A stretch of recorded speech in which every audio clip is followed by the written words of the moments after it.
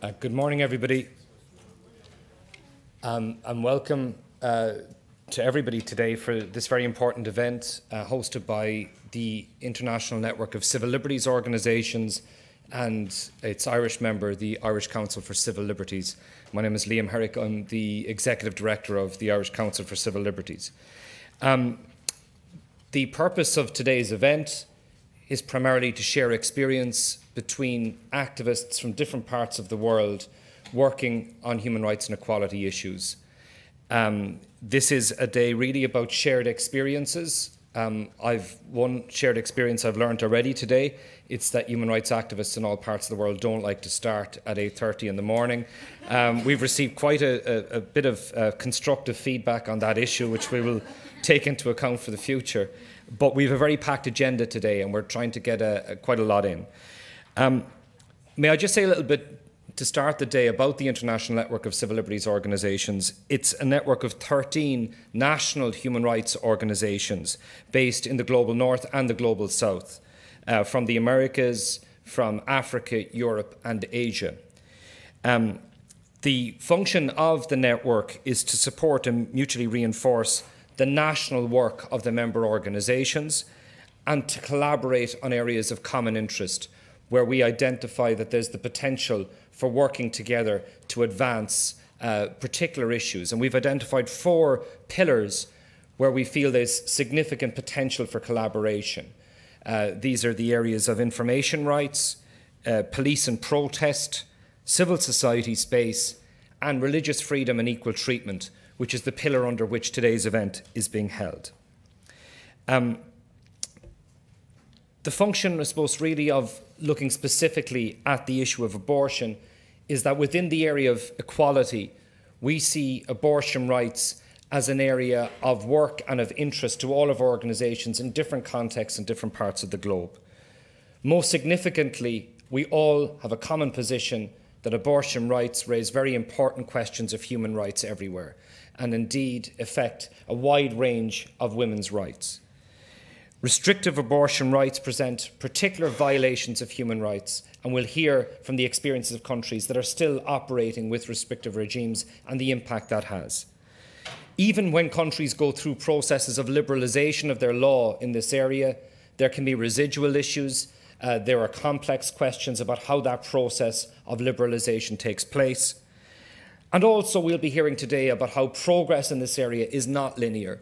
This is a contested area. It is complex and difficult in all political contexts, both in terms of advanced democracies in the West and countries which are still operating in more conservative and traditional social contexts in other parts of the globe. From an Irish perspective, I think the strong message from today will be that we are not alone, that the issues that we face in grappling with the very challenging issues around abortion rights in Ireland are issues that are encountered in other contexts too. There is much we can learn, but I suppose it is significant that this event is taking place in Dublin because the situation in Ireland and the Irish debate is of global interest and of global significance in itself. So without any further ado, I'd like to begin the first session of today and introduce you to our keynote speaker, Ms. Frances Redé, who is Professor of Law and Director of the Concord Research Centre for Integration and International Law in Israel at Coleman.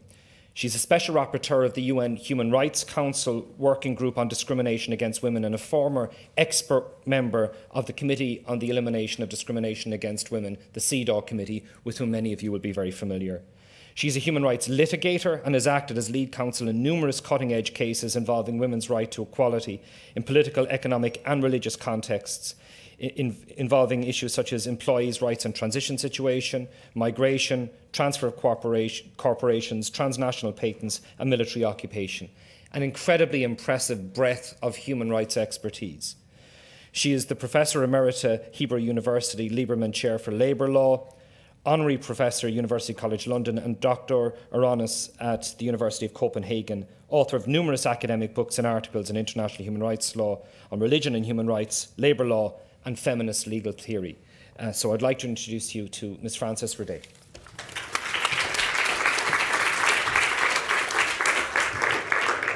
Thank you very much indeed, Liam, for that very generous introduction. And for picking me up at the airport last night. I did come kind of a quarter of a way across the world to be with you today, because I think that I come with a message, a very mixed message, about what's going on in the UN system and globally regarding women's human rights. Could we possibly put up my PowerPoint? Yes. Thank you. Because the context of the discussion about abortion is a context of backlash. And I have been part of the fight against that backlash at the level of the Human Rights Council. You know, the Human Rights Council has its political arm, the 47 countries that sit in rotation on the council, and the experts, the special procedure, the independent experts. And there is a fight going on. And the fight is absolutely relevant to the issue of women's sexual and reproductive rights. Because the Human Rights Council resolutions by the countries in its political arm over the last nearly decade have been regressive. They have been focused on trying to restore traditional values. We can talk about religion. The countries leading the traditional values lobby are Russia, resting on the Russian Orthodox Church, and the Organization of Islamic Communities, also a religiously based organization. And these countries have been pushing an agenda for traditional values, preventing defamation of religion, and most recently, protection of the family. Protection of the family. I was already on the Working Group for Discrimination Against Women when I saw that the Protection of the Family resolution did not include a reference to women's right to equality in the family, recognized since 1948 in the Universal Declaration of Human Rights. And I protested, and I led a rebellion of the independent experts against the Council to say you cannot have a resolution on protection of the family without guaranteeing women's right to equality in the family. We only partially succeeded. Later resolutions have talked about the importance of women's equality in the family, not their right to equality in the family. So that is the context in which I find it very important for you, the civil rights and human rights activists, to be aware of what we're all up against. Well, as regards women's, it's not up. Okay, so I want to go through, I'll go through several headings. I want to go through very quickly because I want to show the whole picture, but I'll be happy to answer questions afterwards.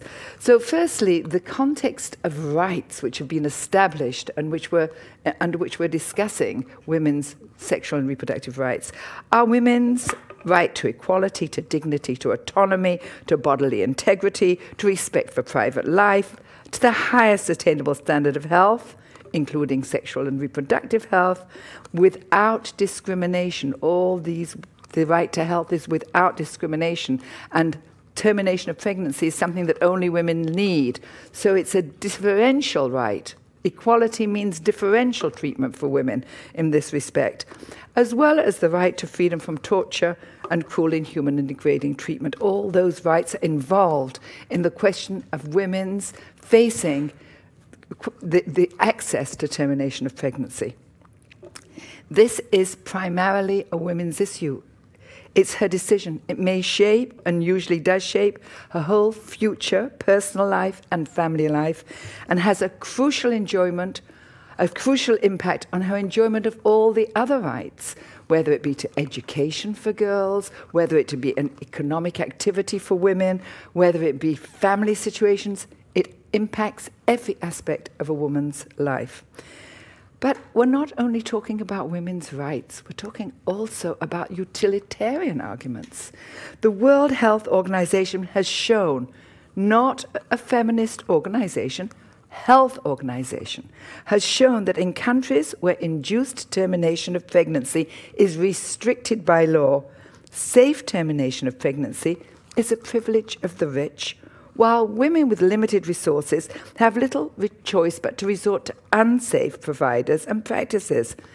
So this results in severe economic discrimination against poor women. There's a lot of hypocrisy here because as we saw with senators in the US Senate who have procured abortions for their mistresses and then go out and fight against abortion for women, what they're saying is if you're rich, you can have one. If you're poor, you can't.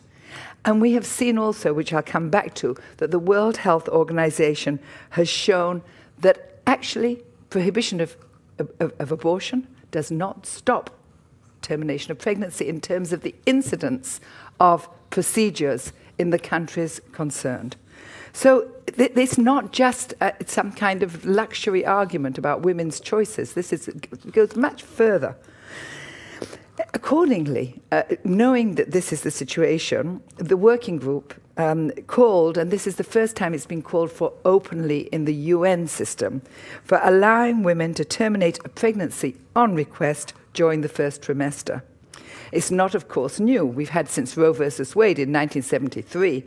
We have had the idea, and in a number of countries, it's good practice in a number of countries to allow women to choose during the first trimester.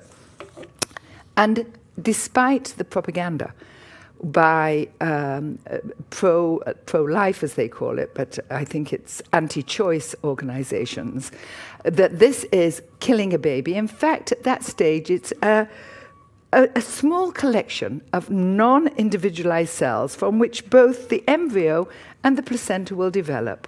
And so the pictures, the inflated pictures of embryos that look like babies are really a propaganda tool to prevent women's interests being put first. In international human rights law, the right to life and all other human rights under the human rights treaties are accorded at birth.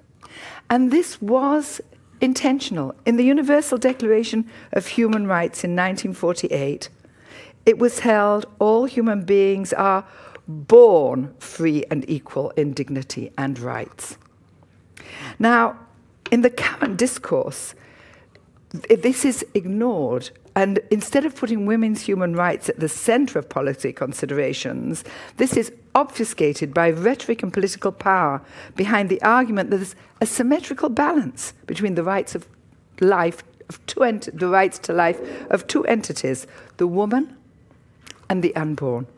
This is not well founded in international human rights law. I will go further. It has been pointed out that under the Children's Convention, it's pointed out that in the preamble, it does say that the rights of the child, that there is to be protection of the child before and after birth, but it's protection, it's not rights. Under the articles of the Children's Convention, rights are awarded to children, and children are registered at children at birth under the Children's Rights Convention.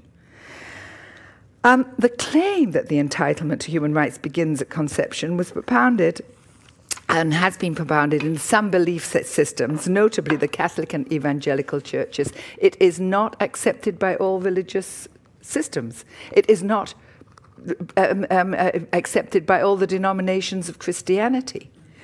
When the Pope introduced this, that was the impetus for the anti-abortion laws that are the basis of our discussion today. Previous to that, there hadn't been prohibition of abortion. Nevertheless, between 1950 and 1985, almost all developed countries liberalized their abortion laws, recognizing that if there is a belief among some churches, some denominations, some individuals, that life begins at conception, they are entitled to that belief. They cannot impose it on others who do not share that belief. It's a belief. It's not a scientific fact. It's a belief. Now, so then, resting on that there is a distinction between the value of life as such. I'm not here to dismiss the importance or the beauty of pregnancy, of gestation, of birth, of future generations. This is not what I'm trying to do here. But there is a distinction between the value of life as such and a legal right to life and all the other human rights. The true parameters of contestation are between the rights of a born person who is the subject and repository of international human rights, that is, the woman, and any societal interest that there may be in the process of gestation of a possible future person. It is not a contestation between two symmetrical right holders. Most notably, the Colombian Constitutional Court, basing its decision on women's right to health, life, and equality, determined that the legal right to life is limited to born human beings, and drew the distinction between the value of life, including fetal life, and a legal right to life. You do not have to be some kind of hard-hearted monster to realize that this is the true question. This is the true question. In this context, we have several human rights bodies, called for an end to the prosecutions and punishment of women or medical service providers for murder or manslaughter for their involvement with termination of a pregnancy. You may not know it, but in El Salvador, and it's not the only country in the world, women are being put on trial for miscarriages which they cannot prove were not induced. And the sentences are, may I let you guess? Not 2 years, not 5 years, 30 to 40 years, up to a lifetime in prison. And they're leaving small children at home. We're talking about hard hearts. They're leaving small children at home whom they will not see until they're in their middle age. So we have said you can't have murder or manslaughter except of a born person. A fetus is not a born person. The blanket prohibition of abortion, which I'm calling blanket including prohibition of abortion where there is a risk to the woman's life. For example, now the Dominican Republic just refused to amend, by a large majority, refused to amend its abortion law, which prevents abortion, prohibits abortion, even where the woman's life is at risk. We say that that is a form of femicide. It's a form of femicide authorized and even dictated by the state. The idea that you make a woman die rather than give her a procedure which will allow her to live is femicide. The next issue is decriminalization of abortion, of the termination of a pregnancy in general. And I really do prefer the term termination of a pregnancy, because abortion has become a very weighted kind of name. Well, human rights mechanisms started from a rather hesitant approach to the liberalization of termination of pregnancy, only requesting that states consider changing their laws on termination of pregnancy so to at least allow abortion in the exceptional cases of risk to the woman's life or health, rape, or severely impaired fetus. However, in the past few years, not very long ago it started, a number of human rights mechanisms, including the Special Rapporteur on Health, our working group, the Economics and Social Rights Committee, the CEDAW Committee, and the Special Rapporteur most recently on extrajudicial, summary, or arbitrary executions, have moved to requiring decriminalization as a general matter, and call for an end to penalizing women and health service providers for terminating a pregnancy. In General Comment 35 of CEDAW on gender-based violence, the CEDAW Committee determined that criminalization of abortion is a form of gender-based violence that, depending on the circumstances, may amount to torture or cruel, inhuman, or degrading treatment. The decriminalization approach is well-founded not only on women's human rights, but, as I've already said, also on utilitarian grounds.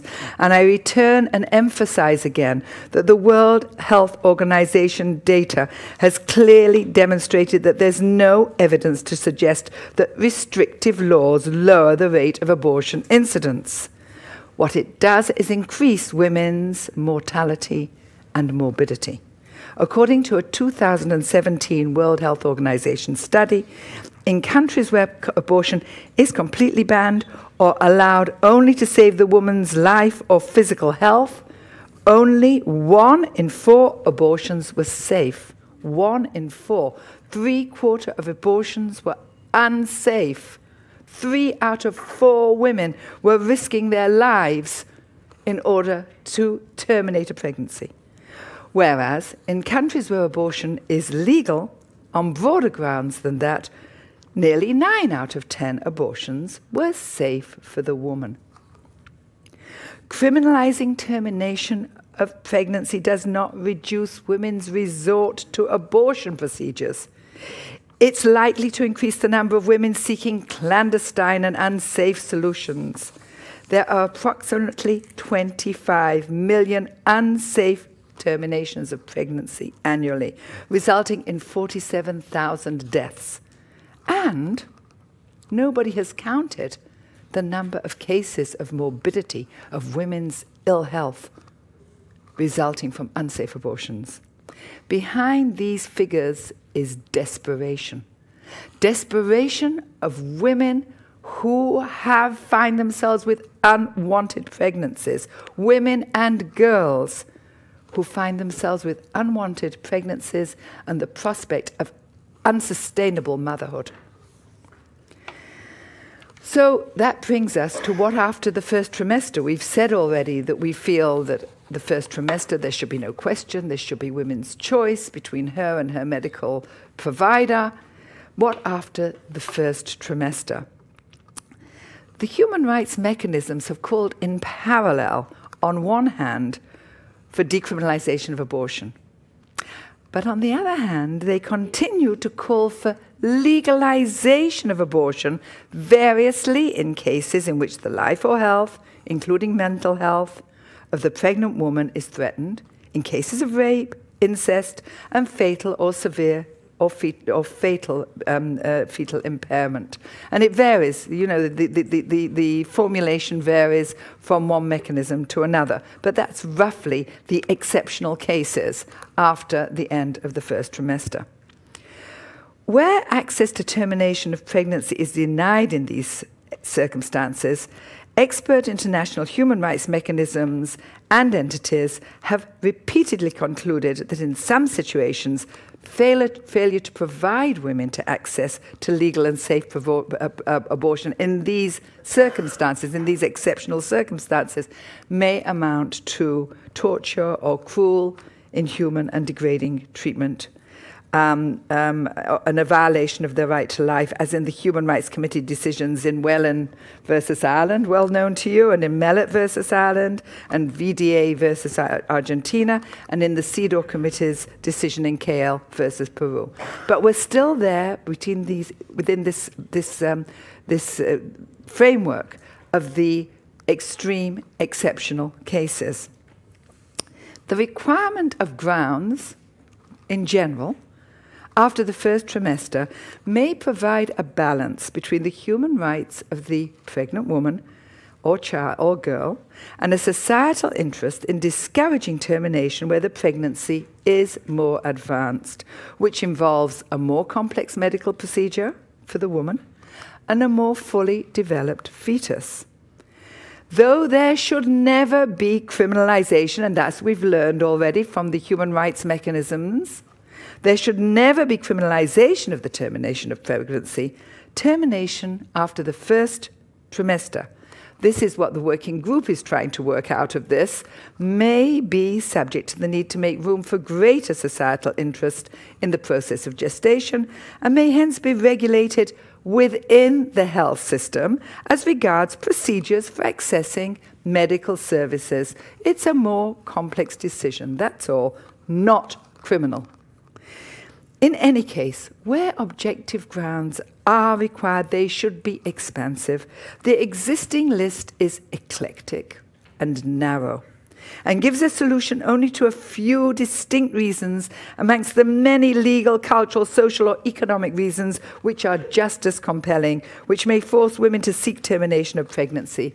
Examples include pregnancies in situations of domestic violence, in situations of war, child marriage, refugee status, extreme poverty, large family that cannot be supported, etc., etc.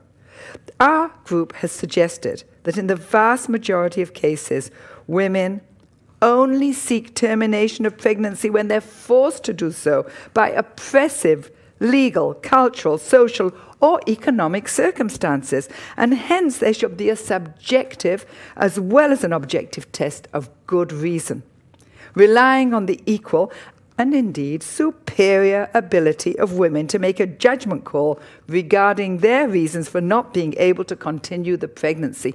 This is a decision which women do not take lightly. Human rights mechanisms, including the working group and the commission, the Committee for the Convention on the Rights of the Child, have unambiguously called for legalizing the termination of pregnancy of children under the age of 18. We began this when we went to Peru and to Chile, and we found that teenage pregnancy is considered one of the most severe social and family problems. It is so widespread, little girls raped on their way to school and unable to access abortion. And in fact, in Paraguay, is the famous case of a 10-year-old girl who was raped by her stepfather. The stepfather fled. The mother complained to the police and wanted the child to have an abortion. The state and the church refused to let the 10-year-old have an abortion. They said she could have the pregnancy and carry the pregnancy to term without danger to her life, and because there is a danger to life exception. And we intervened. Unfortunately, with no success. We weren't the only ones who intervened, and that child was forced to have a baby. And the mother sent us a video afterwards. Well, she didn't make the video. Somebody sent a video of the mother, and she was weeping. And she said, "My 10-year-old daughter, I wake her up at 3 o'clock in the morning to breastfeed." They're a very poor family. I wake her up at 3 o'clock in the morning to breastfeed instead of sleeping so she can go to school and become educated and have a life. My daughter's life is in shatters, in tatters, is ruined. Can you imagine waking up a 10-year-old child to breastfeed at 3 in the morning? The Committee on the Rights of the Child has urged states to decriminalize abortion, to ensure that girls have access to safe abortion and post-abortion services, and to review legislation with a view to guaranteeing the best interests of pregnant adolescents and ensure that their views are always heard and respected in abortion-related decisions. There you are. The Convention on the Rights, the Committee on the Convention on the Rights of the Child has also said this is a subjective. You've got to listen to the good faith need of the woman or girl who is pregnant. Well, this is the move forward. But there are also some restrictive and regressive moves in the human rights system beyond the general political moves. And here I'm talking about the human rights mechanisms themselves. I've talked about the backlash amongst the political branch in the Human Rights Council and in the General Assembly, incidentally. But now I'm talking about independent human rights experts who have moved to a different track. And the first is the Committee for the Rights of Persons with Disability. It's called, for example, in its concluding observations to the United Kingdom, to withdraw the right to terminate a pregnancy on grounds of fetal impairment. And they quote, "Women's rights to reproductive and sexual autonomy should be respected without legalizing selective abortions on grounds of fetus deficiency." Well, this is an internal contradiction, because if you really want to respect women's reproductive and sexual autonomy, you cannot do it while refusing to allow them to select to have a termination of pregnancy on grounds of fetal impairment, severe impairment, or fatal impairment. And some of the most tragic cases actually have been those cases. And there are two reasons why this can't be the case. Firstly, there are still many countries which do not allow women to choose an abortion without grounds. And secondly, mostly these kind of problems are discovered after the first trimester. So if the CRPD's recommendations were to be accepted, it would actually severely restrict women's right to reproductive and sexual autonomy. I do want to point out that based on my previous argument that the right to life begins at birth and the right to personhood begins at birth, there seems to be some confusion here. I think that there is nothing more important than respecting, protecting and fulfilling the rights of persons with disabilities after they are born. That does not mean that there is a right to be born as a person with a disability any more than there is a right to be born at all. So I think this is based on some, for me, tragically wrong perception that choosing not to have a baby that is going to suffer from severe disabilities means that you discriminate against persons who have, either from birth or from accident or from old age. Most of us end up with severe disabilities. This is not an attempt, this is not even a hint at discriminating against persons with severe disabilities.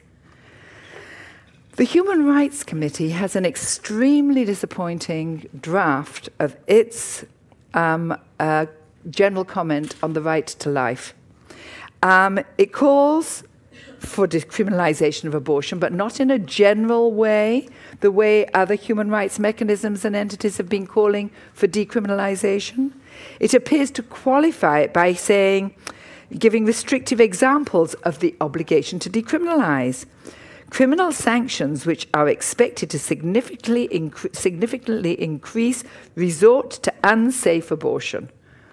Leaving this as a very vague thing, not a strong statement that termination of pregnancy should never be criminalised. And strangely, they refer to needing to stop the criminalising of pregnancies by unmarried women, which is a kind of non sequitur, I think, in the middle of this debate. And while they do say that regulation must not violate the right to life of a pregnant woman or her other rights under the covenant, it then gives a restrictive list of grounds back to threat to life of the woman, it doesn't even say health, or causing pain or suffering in violation of the torture provisions of Article 7, even more extreme, and to situations in which carrying a pregnancy to term would cause the woman substantial pain or suffering, most notably where the pregnancy is the result of rape or incest, or where the fetus suffers from fatal impairment. So we see the narrowing back to the pre-last decade kind of formulations, minimalistic formulations of women's access to termination of pregnancy. The working group, we put in a very strong position paper to the Human Rights Committee, but from inside information I have, I understand that there are some extremely conservative, religiously based members of the committee who are fighting very strongly for a restrictive formulation. Well, the last thing, and I think I'm going to say it very, very briefly because I don't want to take up more than this, I said 45, so here we go. The right of the pregnant woman to access termination of pregnancy should be autonomous, affordable, and effective.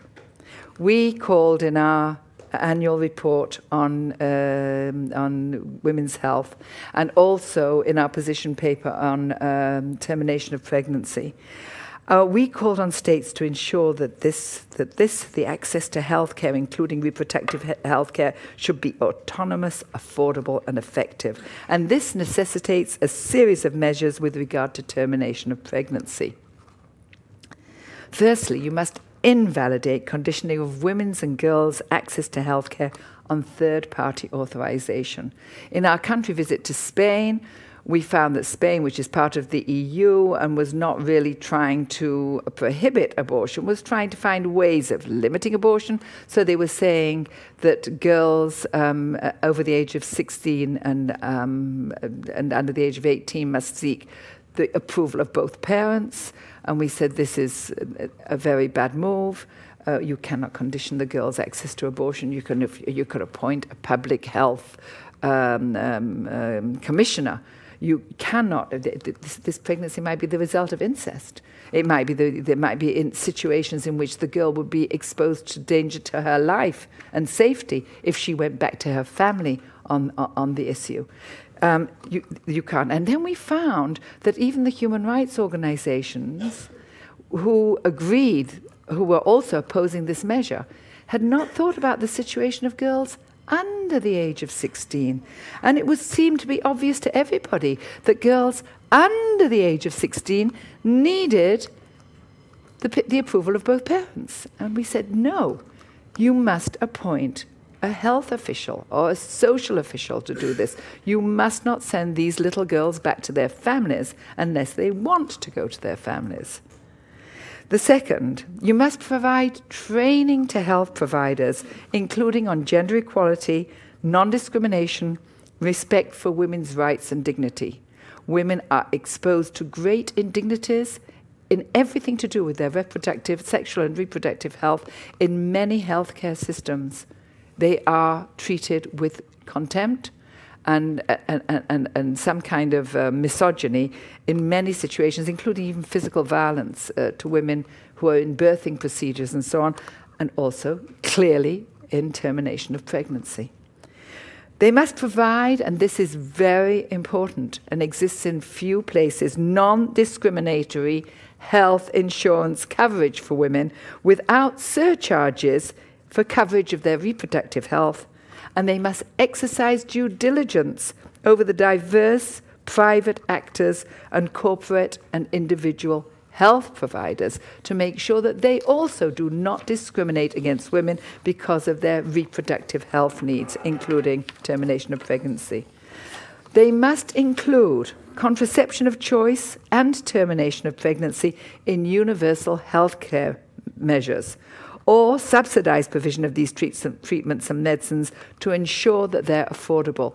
One of the things that the World Health Organization pointed out is that access to affordable contraceptives is the best way of avoiding termination of pregnancy. It's so obvious. Must restrict conscientious objection to the direct provider of the medical intervention, not to health insurance companies and employers, as in the Holly Lobby case in the United States, and must allow conscientious objection only where an alternative can be found for the patient, for the woman to access treatment within the time needed for timely performance of the procedure, because this is a sticking point for many women. They must provide age-appropriate, comprehensive and inclusive sexuality education from schools upwards. Now then, there is backlash and regression. We've seen it in the political branch of the Human Rights Council. We've seen it to an extent, I think, in the independent experts, signs of some regression. We have a situation where 25% of the world's population live in countries with highly restrictive abortion laws. There are politicized religious conservative movements active within the human rights mechanisms and in various countries. In Chile, it took years for a female president who'd been the head of UN Women to manage to get a minimal termination of pregnancy law through the parliament in Chile this year. It's taken years to do it, voting against it all the time, even to allow abortion in case of risk to life. So there are attempts to turn the clock back and introduce restrictive abortion laws and contraception coverage in the United States, Poland, the Philippines, Sierra Leone, probably in Hungary, where the constitution provides that conception, that life begins at conception. There's a danger there. Eastern Europe, you're having a revival of politicization of Catholic dogma on this issue. The courts, some courts have had a very good record. The Canadian court, the original Roe versus Wade decision of the Supreme Court, the Columbia Constitutional Court. Some have not. The German Constitutional Court had a bad decision. And the UK Supreme Court disappointed me enormously, not only its decision not to allow the funding of abortions for Irish women who came, Northern Irish women who came over to England for an abortion, but in the majority opinion, which said this was a democratic decision of the Irish Parliament. Has everybody forgotten that human rights are restrain majoritarian politics? They're there to restrain majoritarian politics. Women's human rights are not up for the vote. And I was very disappointed to see any of the judges, and it was the majority judges in the UK Supreme Court, express an opinion that this was a democratic process. In conclusion, we have concluded that much of the preventable ill health of women, including maternal mortality and morbidity, can be attributed to the instrumentalization and politicization of women's bodies. Insisting on the right of life, the right to life of fetuses, and equating this right to the right of a born woman or girl to her life, her health, her autonomy, and her entire personhood by criminalizing termination of pregnancy is one of the most damaging ways of instrumentalizing and politicizing women's bodies and lives, subjecting them to risks to life or health, and depriving them of autonomy in decision-making regarding their own lives and bodies. So I wish you all luck in all corners of the world.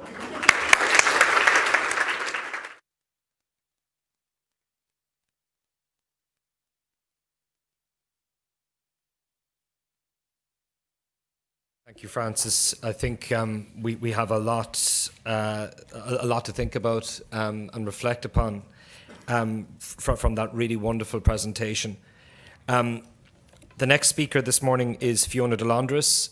Fiona is the Professor of Global Legal Studies at the University of Birmingham, focusing in her work on complex policy areas affecting human rights, counter-terrorism, human rights adjudication at the supranational level, and abortion law reform in Ireland, and her new book, Repealing the Eighth, Reforming Irish Abortion Law, co-authored with Mairead Enright, will be published in early 2018, and there's flyers for that publication available.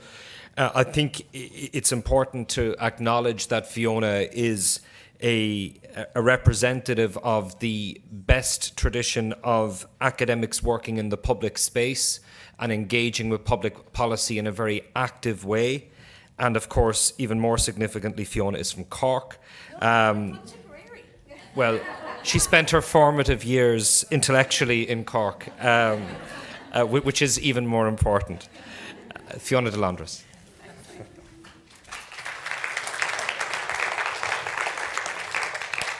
Thanks, everyone. Liam's point there reminds me of the day that I went to the Oireachtas Committee a few weeks ago, and John McGurk on Twitter said, "Did they have to go all the way to Birmingham to get somebody to talk about Irish abortion law?" And someone said, "John, Fiona's from Ireland." And he said, I know her well, she's from Cork. And I said, I'm not. Anyway, so I've been asked for about 15 minutes or so to talk about abortion law in Ireland, and this will be familiar to many of you, but to some of you less so. And the health warning ab initio is that it is definitely not pleasant listening. So quite in contrast to everything Frances was saying about how international human rights law regards fetal personhood, that is, or the fetus, that is, as an entity in relation to which we could ascribe some value, but one that does not hold rights in a legal sense. The Irish Constitution specifically says that the unborn life, and that's the phrase that's used, is a rights bearer. In particular, in Article 40.33, that is the 8th Amendment, it recognises a right to life of the unborn that it establishes as being equal to the right to life of what they call the mother, and it requires the state to vindicate that right to the extent that is practicable. And effectively, the Eighth Amendment has become the conduit through which all questions, not only about termination of pregnancy, but also about personal rights during pregnancy, have been considered since its introduction in the early 1980s. Now, it took quite a long time, until 2013, to actually get a piece of legislation that told us what the Eighth Amendment meant in practical terms. And that piece of legislation is the Protection of Life During Pregnancy Act of 2013. And that act provides, more or less in contradistinction to almost everything that international human rights law would say, that abortion is only available where there is what is known idiosyncratically in Irish law as a real and substantial risk to the life rather than the health of the pregnant person. Now, real and substantial risk, problem number one is the very limited access. Problem number two is that real and substantial risk is not a medically meaningful term. It produces uncertainty within practice because it is difficult for practitioners to know when a risk has reached A, the standard of being a risk to life rather than a severe risk to health, and B, when the risk to life is serious enough to intervene in order to bring a pregnancy to an end. So one of the products of this law is not only that uncertainty in practice, but also that in some cases it will force medical practitioners to proceed with a course of treatment that, in their view, is not in the best interests of their patients, does not maximise their patients' health outcomes, and in fact requires them to wait until you have reached a level of severity that may be irrevocable in terms of the health of the pregnant person before you can intervene at all. Part of the difficulty that results from that, of course, relates to delay. Because the threshold is so high before somebody can access abortion care, it is quite possible that a delay is built in either from good faith or from bad faith, or from good practice or from bad practice in medical treatment. And that is particularly important in this context because the right to termination of pregnancy in Ireland, even under the Eighth Amendment and even in the limited circumstance where there is a risk to life, is not a right to abortion properly called. It is a right to bring a pregnancy to an end. So that if the fetus has reached viability, again an undefined term, but it will, in medical practice they determine viability at a fairly quotidian basis.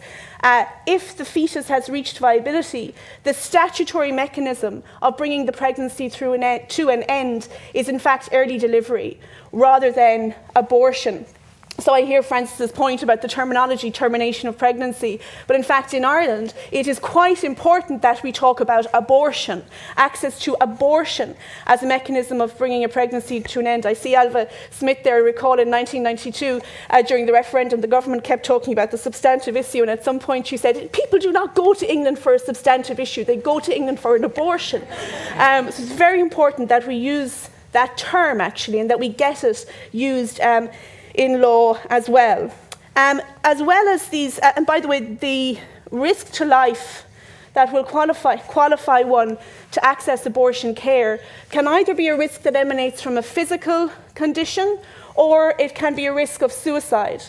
But even though the Constitution does not distinguish between those two things as a basis for accessing abortion care, the legislation does. It is, there are different procedures. It is practically twice as hard to access abortion care where the risk to life is a risk of suicide, not least because the pregnant person may have to engage with up to 6 practitioners plus their GP before they will actually get be determined that they can access abortion care. And in a country where we have very, very, very few people specialised in perinatal psychology, that produces delay as well. So it's an extremely oppressive statutory framework. Now, pregnant people in Ireland who want to access abortion care but who do not fall within the very limited circumstances outlined in the 2013 Act do have a right not to be prevented from travelling, not a positive right to travel, a right not to be prevented from travelling to access abortion care abroad, but there is no material or other support provided by the state to enable people to travel, to exercise their right to access abortion care. So the Constitution has structured a tolerance for abortion travel into it, but because there is a right, this right around travel, but the state does not enable people to access or exercise that right in any meaningful way. The support there comes largely from activist groups who support people materially and otherwise with travelling to access abortion. There is also a right to information, but that right is heavily restricted, highly conditioned by the fetal right to life. So under the 1995 information bracket, access to services for the termination of pregnancy outside the state, close bracket, again we don't say abortion, Act 1995, no directive information about abortion can ever be provided, but there is not necessarily a prohibition on providing directive counselling for options other than accessing abortion. Medical practitioners and their employees are not permitted to facilitate access to abortion care abroad. So even in the most complex medical situation, a doctor in this country cannot refer her patient to a doctor in another country for abortion care. That patient has to go and sort it out for herself, and then their doctor might photocopy their medical files for them and hand them to her, and she then ships up in Liverpool usually with her medical files to try to access abortion care. It is a criminal offence for a practitioner to refer someone for abortion care outside the jurisdiction. So we have this very heavily conditioned situation where there is high potential for delay, high levels of uncertainty, even within this very narrow ground that permits of access to abortion. And all of this really stems from the equivalence that is produced by the 8th Amendment between the constitutional right to life of the fetus and the constitutional right of the pregnant person. And that is reflected in the use of the word mother in Article 40.33. Because effectively, from the moment that one becomes pregnant in Ireland, one becomes constitutionally a mother, and one's other personal constitutional rights are suppressed in a way in order to prioritise and protect the fetal right to life, which could also be simply described as a fetal life to be born alive, because the law also does not attend to questions around quality of life or the length of life once the fetus is born. And I'll come back to that in a second.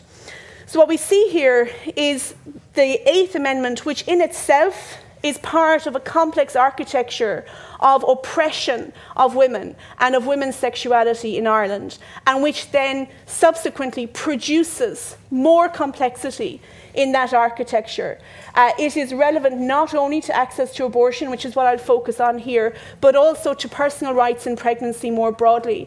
So that for many women in Ireland, pregnancy is experienced not as an emancipatory or a joyful experience, but as one that is littered with physical and bodily intrusion and oppression, because your right to consent or to refuse consent to medical care is conditioned by the constitutional right to life of the fetus. And in fact, the guidance from the Health Service Executive is that if a practitioner is not clear about whether or not a woman's refusal of consent for a medical treatment that is proposed to her might impact on fetal life, they may have to go to the High Court for a determination of whether she is entitled to refuse consent to care. Ordinarily, remember, we are entitled to refuse consent to medical care.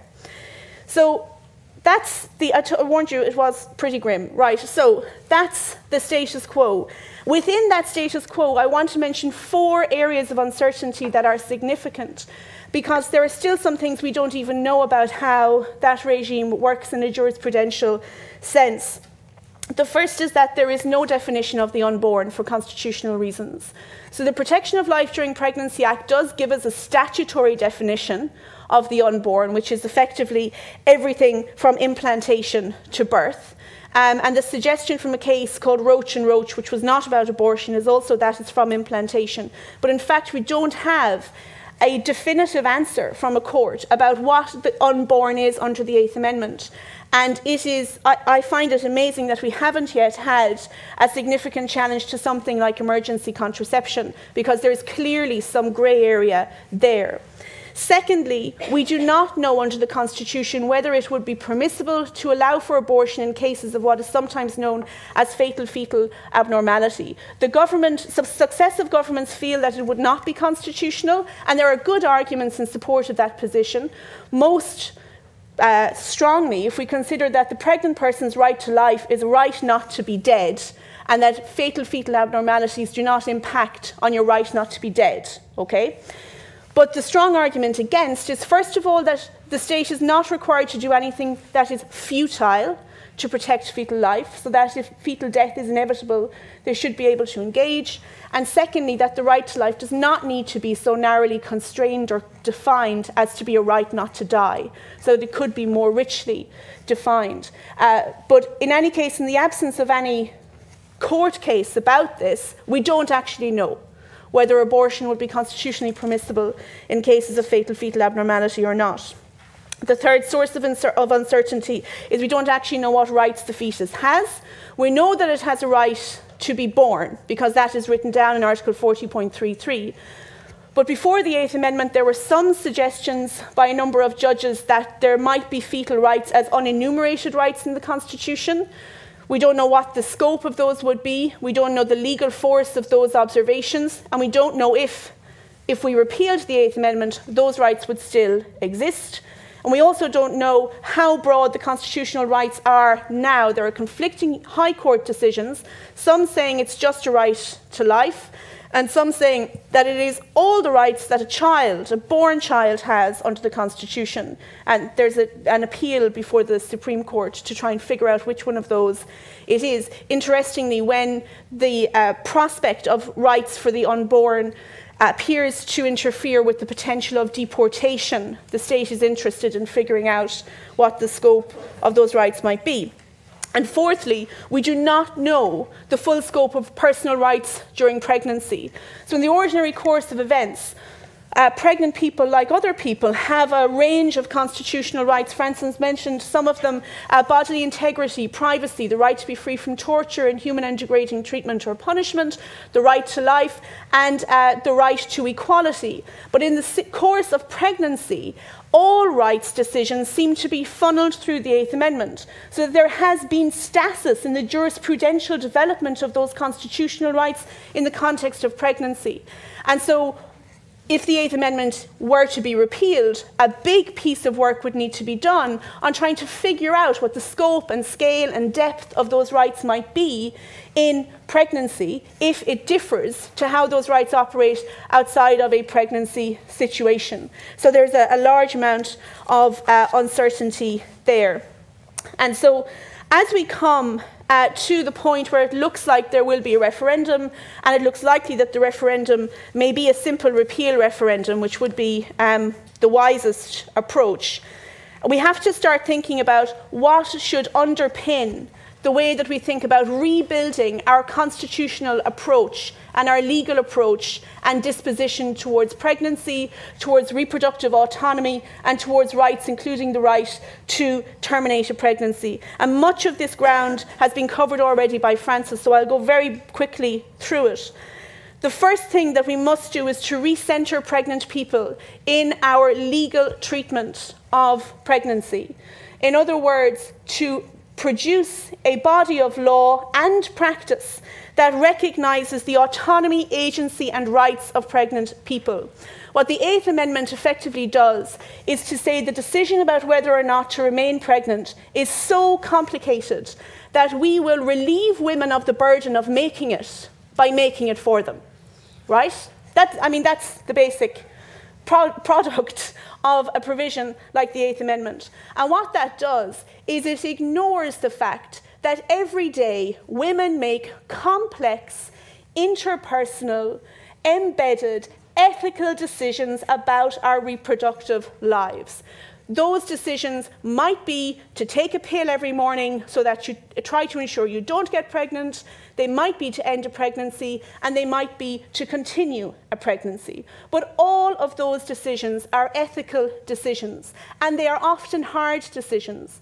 And what we know about hard decisions is that often there is no right answer.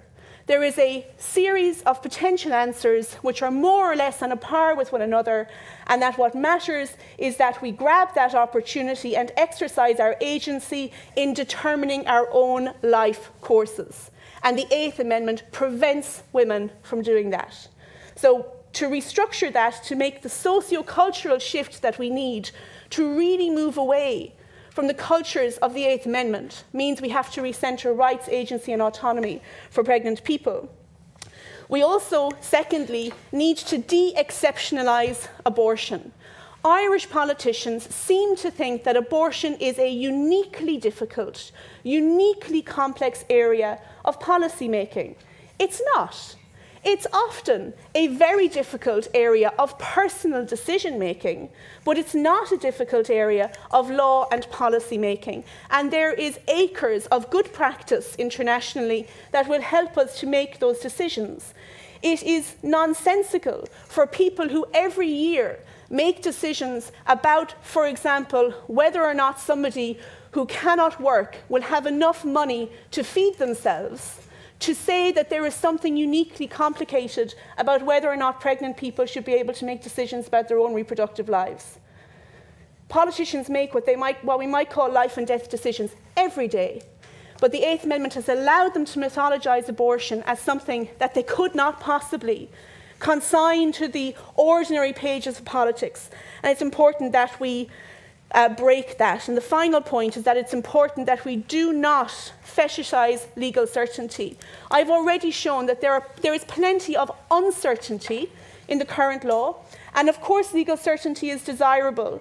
But legal certainty should not just be about whether or not doctors know what they can do. It should be about whether or not the law is accessible, stable, predictable, and usable by pregnant people. So we have to first of all forget that we might be able to achieve absolute certainty. That is a futile quest. And if we try to pursue it, we may easily find ourselves with a new constitutional provision that is just as complicated, just as unusable, just as oppressive, just as harmful as the Eighth Amendment. And instead, to produce certainty in the ordinary way, through clear, well-crafted legislation, practical guidelines and protocols for medical practitioners, good, clear, unbiased information for pregnant people, and a proper system of sex education and reproductive justice for all. Sounds simple. That's it.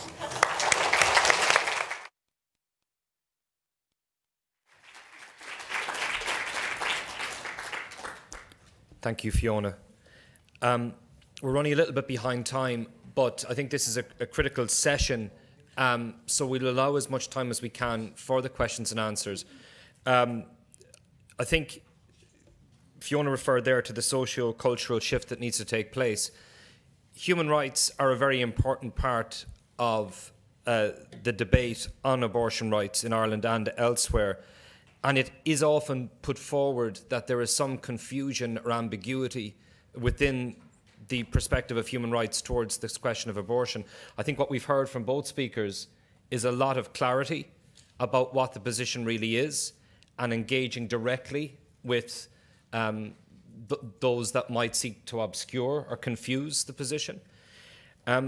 So we have some time now for questions and answers from the audience. I might take two or three together to begin with, and we'll group them and hand them over to Francis and Fiona.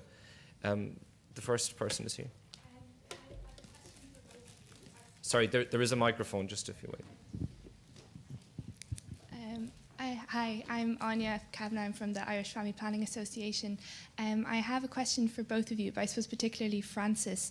I've done research in Scotland about the emergence of the term termination of pregnancy and how it's used in clinical practice. And I think it's a very interesting insight into stigma and language and how that impacts, how we perceive abortion. And I was wondering, Francis, you were saying that you think abortion's become a weighted term, and you would certainly not be alone in that. I was wondering if you ever think abortion as a term would become unweighted. Is there a scope for a kind of change in our perception of the different terms? I wanted to quickly comment on Fiona's point about divorcing legal certainty from practical provision and access. I think a lot of people don't know that the UK and Poland have identical legislation, but obviously in practical terms the access is completely different due to different interpretations of what health is.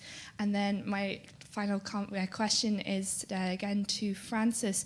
You were commenting on the CRPD recommendation about fetal abnormalities, and I was wondering, had you heard of in sort of third wave feminism in the 70s in the US, a lot of white women were kind of campaigning for abortion rights. A lot of women generally were campaigning for abortion rights, but a point was made by a lot of black women that it's just as much of an issue for someone who is poor to have a child in the first place, that won't kind of entrap them in poverty, or to have a child who they know won't be at risk of violence. And I think it's interesting to extend that to having a child with a disability. That, I was wondering if you could comment on the feasibility of that being a reproductive right as well, that should be a right to have a child in an environment that isn't hostile to their needs and their support. Thanks, Sonia. I think 3 interesting points made, but I think to be fair to everybody that's here, if people can confine themselves to one point, I might just take 2 others before we hand over to the panel. Hi, my name's Noah from the Canadian Civil Liberties Association. Not long ago, I heard Justice Rosalie Abella, who's a Supreme Court justice and a well-known feminist, who she's done a lot of great work for women's rights, equal pay, etc., giving a fairly critical perspective on the usefulness of the human rights framework in general, and whether, in fact, it has been a success or it's been a failure, and whether this is something that we should continue. And hearing you speak, Francis, makes me wonder whether the fight that's happening between the political and the expert arms in the different bodies, where that leads you to, what your conclusion is about the usefulness of the human rights system in general, and should we be pursuing a different method of pursuing human rights internationally? I might just take one more question now. Pauline? Thank you. Pauline Conroy, I wanted to ask Professor Landry to comment on the controversy that's arising with the UN Convention on the Rights of Persons with Disabilities and the issue of eugenic thinking, because the campaign to repeal the 8th Amendment is being vigorously harassed and misrepresented as having a eugenic position, namely that we want to eliminate all children with Down syndrome, or we want to seek the perfect child. Now, this is quite wrong, and the data being used by the anti-choice people, having examined it, it is not sustainable data. It's not credible. However, our government here continues to deny women the right to have a child devoid of chromosomal anomalies. They refuse to legislate to fortify bread. They refuse to run public health campaigns against the use of certain medications among young women who want to be pregnant. They refuse to provide a full nutritious diet and the means to obtain it for poor women. So on the one hand, we are facing into an accusation of eugenics, and on the other hand, women are deprived of the right to life, of a safe life of a child, potentially, by the government's indifference to the right to life of a child who could have a full potential in life. Okay, Thank you, Pauline. So I think from Anya, we had the question about the use of language in terms of termination and abortion, and also comments with regard to how particular legislative regimes can be applied in different ways, and this question about broader socioeconomic discrimination. Pauline's point then, I suppose, specifically addressing this in relation to the CRPD, and Noah making, I think, a more general comment about the potential direction of the human rights framework. Frances, do you want to take it first? Well, thank you for marvellous questions. I'm going to start off with the abortion. When I listen to Fiona, I have to say that it is not my predilection to get rid of the word abortion. I did this within the human rights system because the Secretariat was saying we can't, when we bring it to states, the minute you say abortion, the whole of the anti-choice lobby is up in arms. If we talk about termination of pregnancy, it anesthetizes them. I don't know. It lowers the opposition. I am not in favour of not calling things by their names personally. And hearing your description of what goes on in the Irish system, I think I'm right. But I gave in on that issue because it didn't seem to be really worth fighting to the end. There were enough fights around all of this. The right to have a child in an environment which is sustainable.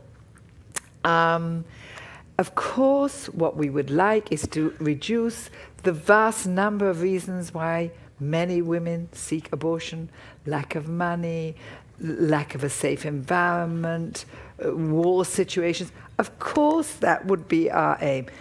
The fact is, as we heard from the last question, the last person who said how the Irish government is not providing even the minimal basis to make sure that a child is born healthy and has a healthy start in life.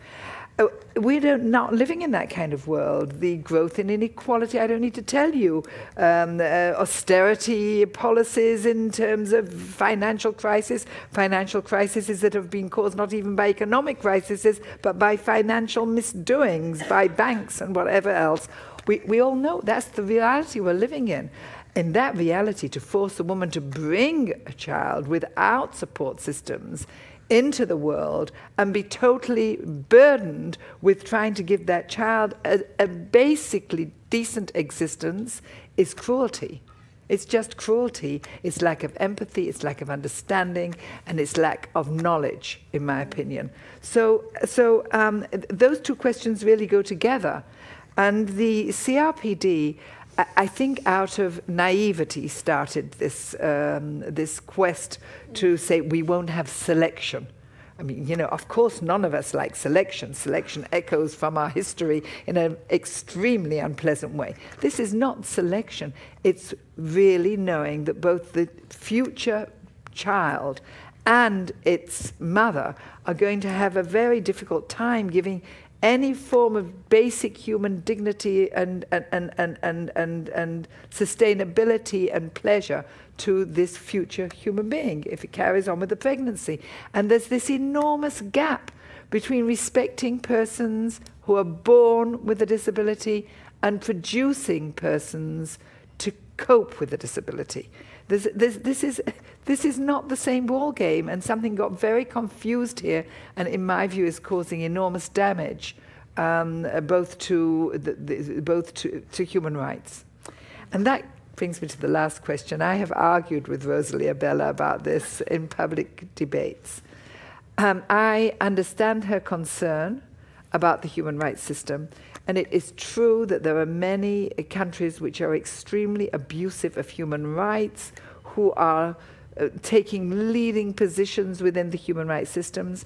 I've talked about the conservative religious lobbies, but what do we have to replace it? I think we have to fight to reform it, but the rhetoric of human rights still is significant. I think that civil society organizations around the world, from the feedback we get, gain from the fact that the experts can give them opinions and put out documents and fact sheets which support their activities within their own countries. The front line is civil society. We can only support civil society. We are the eyes and ears of the council, supposed to be the experts of the special procedures. But the eyes and ears of the independent experts within the UN system are civil society organizations, and they're the ones who take the risks, and they're the ones who have the knowledge on the ground, and they're the ones that the independent experts should be supporting. So with all due respect to Rosalia Bella, not every country has the Canadian Supreme Court to turn to. And I think that from her perch there, which is a very wonderful perch, which she's done very wonderful things on, she may see this as a possibility. She has the charter, she has the court, she has a country which listens to the court, to some extent at least. And I don't agree with her that the time has come. The time has come to preserve the system and improve it, not to get rid of it. So very briefly, if I can pick up on where Francis ended, I agree entirely around the value and the wisdom of pursuing a rights-based approach to trying to secure reproductive autonomy for pregnant people and for women more broadly. But I think that what we, and this is not necessarily what Justice Abella is saying, but I would say what we ought to be cautious of is feeling like or kidding ourselves that once we have created some kind of legal textual settlement, the work is done. It's clearly not. The Eighth Amendment did not have to mean what it means. It did not have to mean that. As far as practicable are the key words there. And in fact, there was lots of space there to make that a more workable, more effective, less cruel provision. But the people who were ready to litigate the meaning of that provision were the people who wanted it to be restrictive. And they succeeded in fantastic lawyering, right? They succeeded. So that rights can get us to a certain place and the legal text can get us to a certain place, but then we need to be ready to argue about what the text means and to go beyond it. So to not allow those arguments that we package in rights for pragmatic and other reasons to then become hyper-proceduralized, hyper-legalized. You know, there's a lot of work left even after the so-called legal issue is resolved to get that to work effectively. And if I may, I won't say anything on reproductive justice per se because I agree entirely with what Francis has said, but if I may say one thing about the CRPD's comment there in relation to the concluding comments on the UK. My reading of this is that what the committee is cautious of or anxious about is stigmatisation through a particular ground around fetal impairment, is stigmatisation of disability. My reading is that they are not arguing that people whose pregnancies result in a diagnosis of fetal impairment should not be able to access abortion. They are arguing that they shouldn't be able to access abortion on a fetal impairment ground, that it should be on a health ground, right, where health is broadly interpreted in the way that, for example, the World Health Organization does in its constitution as being physical, mental and socio-cultural health, not limited to the avoidance of impairments. So that I agree there's a naivety in it, and I think that this is going to go out into the world and do lots of things that are very difficult to combat. But ultimately, I think that what they're suggesting or speaking about is a perfectly good faith anxiety about stigmatization. And we can't allow that narrative to be captured by people who are suggesting it means that abortion should not be available in cases of fetal impairment. That is not, in my view, what the committee is saying. I think it's really important. That is a really important point in terms of where the debate is in Ireland, particularly at the moment, but internationally as well. We have time for just a couple of more questions, perhaps. Question at the front and the gentleman at the back. My question is just a moment, there's a microphone there, Sneha, as well.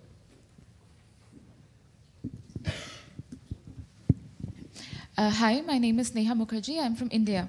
So my question is to Francis. So in India, we have been able to get some success in terms of cases where there are fetal abnormalities. Now, we have also had cases where we see that women get to know about their pregnancies at a very late stage because of certain medical issues that they are facing. Now, that is something that I think most countries are still not ready for.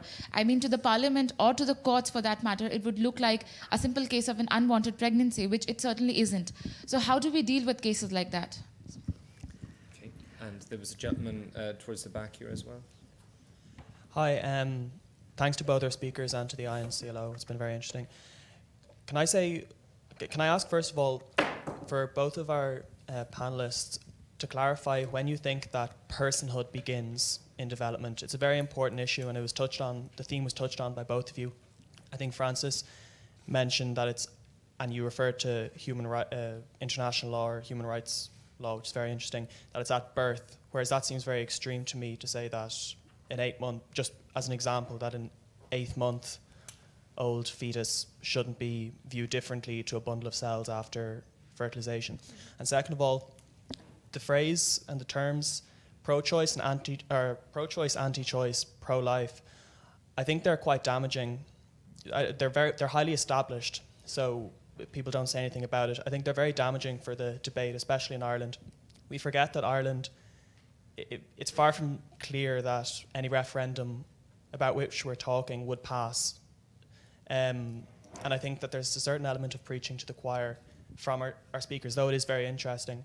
And I suppose I would fall into the pro-choice category, but in the case of the referendum, I think using terms like anti-choice and being sort of demeaning to a large proportion of the population, I think is the biggest danger to the passing of the referendum, which I would like to see pass.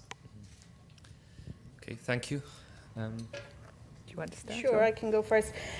So I'll deal with the second set of questions. I think, first of all, just to note, there is, in fact, an enormous amount of work done, particularly by activists and feminists, around the terminology that is used. So it's not that we don't talk about it. In fact, people think very carefully, very reflectively, very deeply about the terminology that we use, although that's not always evident in the public sphere and in public debate, which I take it is what you're primarily speaking about. And I think that if we want, so let's say somebody were opposed to repeal of the Eighth Amendment, or were anxious about repeal of the Eighth Amendment because they had an ethical objection to abortion. I completely understand that position.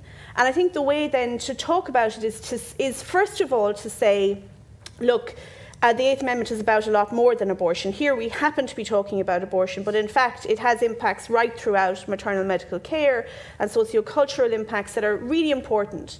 And so we can talk about it more broadly than that. We can say that if we care about the preservation of fetal life and about a healthy and happy society in which pregnancy and birth are emancipatory experiences rather than oppressive ones, then we should agree that the Eighth Amendment should be removed, and we should have ordinary political debates about how we then achieve that, instead of cutting all those debates out through a constitutional provision. I think we can also say that if abortion is, that there is an important ethical position, sometimes called the moderate position, where one can be anti-abortion and pro-choice, because one can recognise that they have a deep concern, moral or ethical concern about abortion, but that abortion is an issue on which there is a very limited sort of consensus, moral consensus, and that where consensus is limited, choice should be expanded, so that people can exercise agency in their own lives and make their own moral decisions.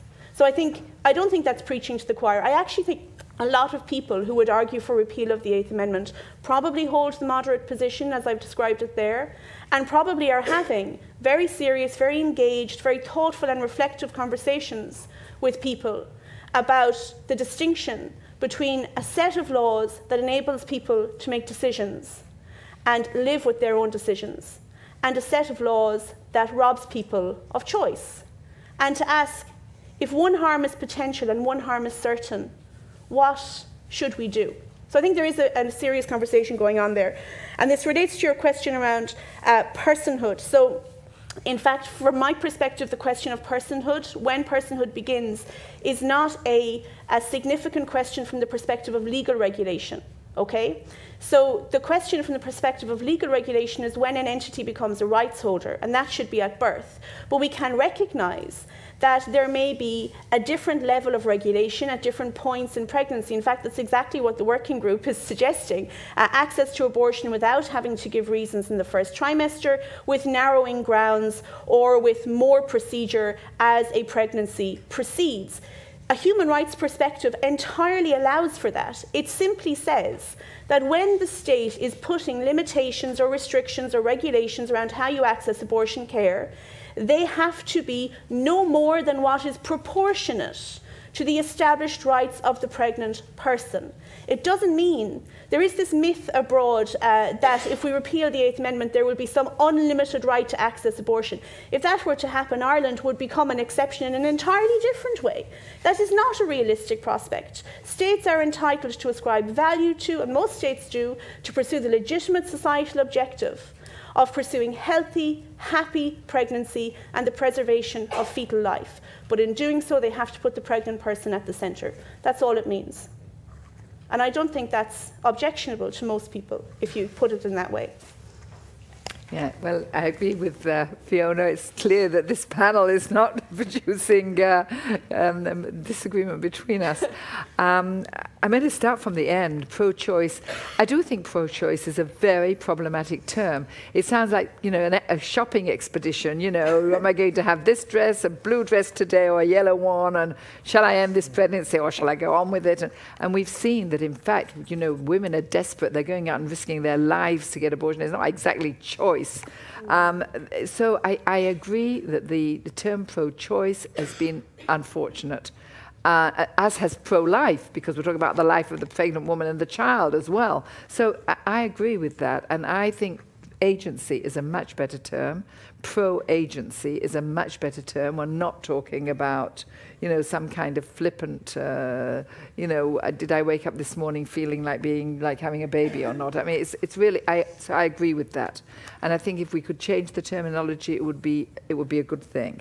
And that brings us also to the you know, the late discovery of pregnancy, late discovery of fetal impairment, the time at which personhood takes over. It is a very difficult question. I think it is a very difficult question. And we did not manage, we didn't attempt, because we think that it is something that's going to have to be left to more individualized and pragmatic balancing to really decide at what time personhood, it's not personhood, it's the future personhood. At what time the fetus reaches a stage where protection is forward-looking to the kind of future life that the fetus may have, depending on how you treat it. So I think that, look, viability is obviously the beginning of heightened protection. Because of the idea that the fetus can exist outside the body of the woman. It's not purely a part of her biology. So I think that that's the first stage when there is a heightening of responsibility. But the responsibility for me is always about the future personhood of the child once it's born. And that, I think that the Children's Convention got it right. It's protection of the unborn, in order to think about the quality of its life when it is born, if it is born, and that remains, if it is going to be born. So it is complex. I honestly cannot pretend to have some kind of glib answer for that. But I do think we have to make the distinction between protection of the interests of the unborn life and the rights of the born persons involved. That's the pregnant mother, the pregnant woman or girl. We've run quite a bit over time, but I think that this has been a really valuable session. Some of the themes that have been identified here, there will be plenty of scope to discuss them in more detail at the end of the other panels we have, and certainly in the panel this afternoon, which I think will be reflecting back on the broad themes. I think, just picking up on the last question, I think there's a lot more respectful intellectual discussion of these issues than you might often gather from the mainstream media, to use that term.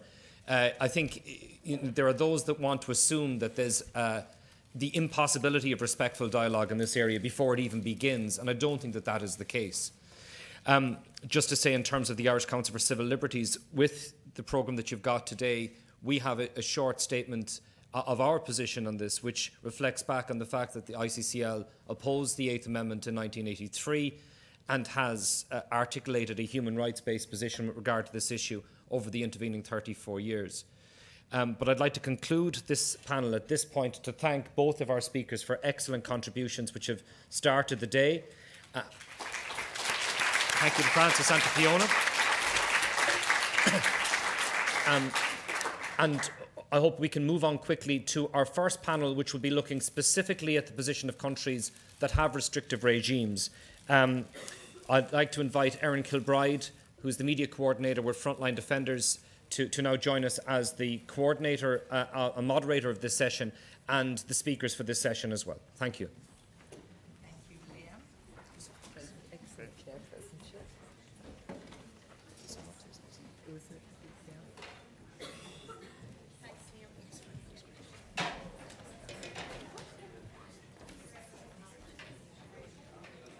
There will be coffee at the end of this panel discussion, so if you can just bear with us for a moment as we're setting up.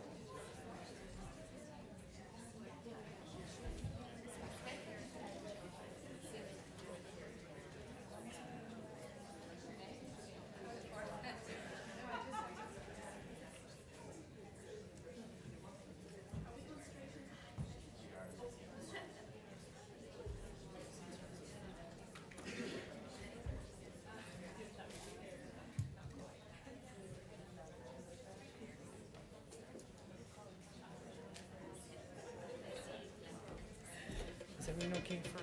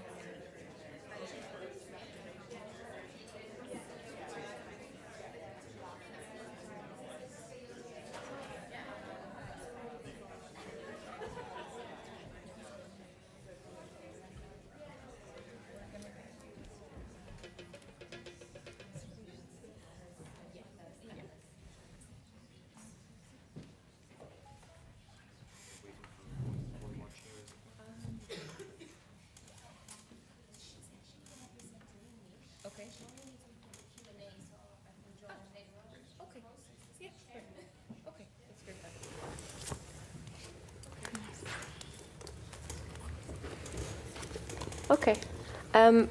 Thank you so much. I'm Erin Kilbride, as Liam said. I'm from Frontline Defenders. Thank you, first of all, for that first phenomenal panel. I think it was a really, really great introduction. And so we are going to continue today by talking to some people who struggle for the realization of those rights, of which we were speaking this morning. And I think one of the things that's going to come through quite clearly is that in their struggle for the recognition of the rights of pregnant people, women, girls in their communities, they have their own rights violated for doing so. Many reproductive rights defenders around the world are threatened, harassed, intimidated, sometimes imprisoned, or even physically attacked for the work that they do.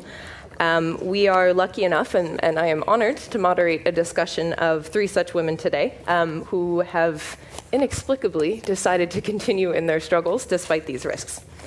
Lucia, who is currently being mic'd up right now, is a feminist lawyer from the Argentine Center for Legal and Social Studies. She has a master's in human rights, and in addition to extensive work for women's rights and reproductive justice, she has also provided legal aid to families of disappeared persons under Argentina's last military dictatorship.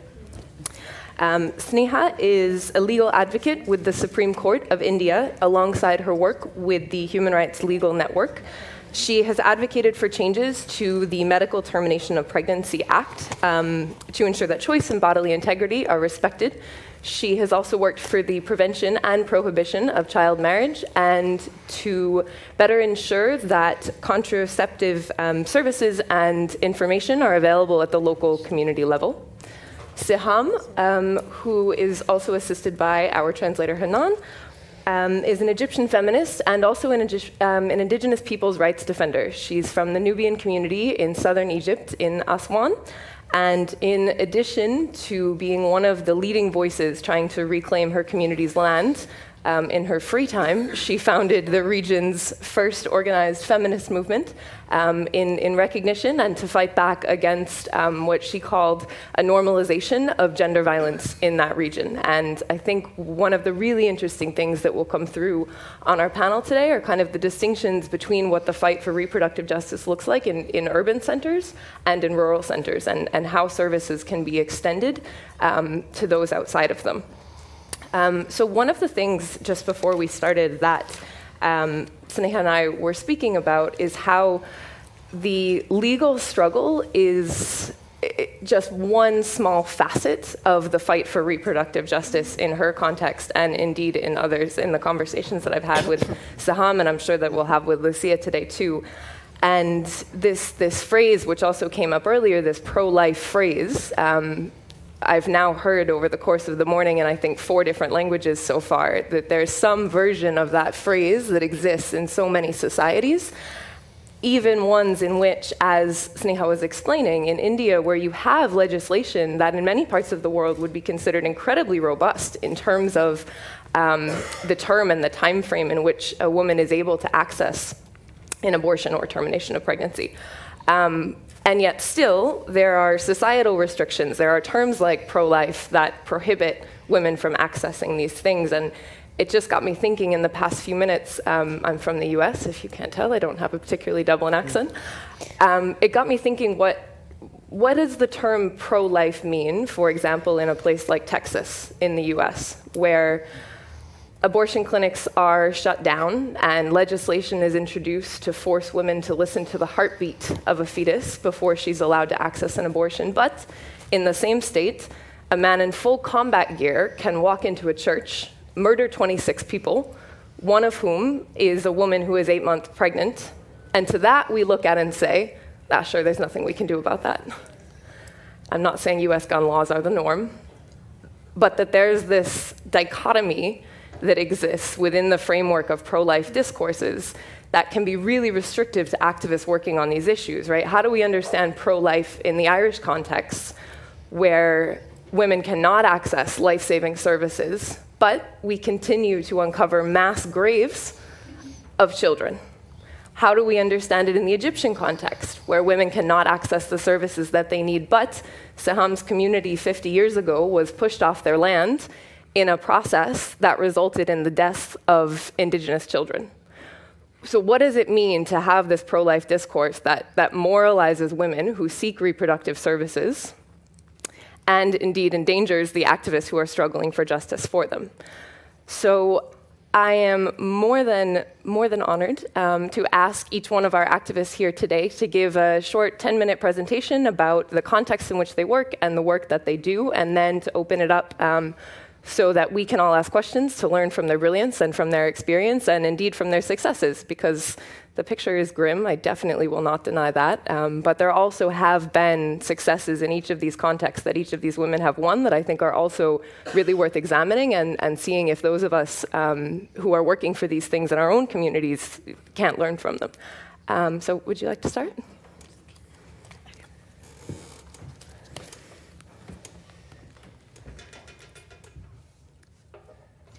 Good morning, everyone.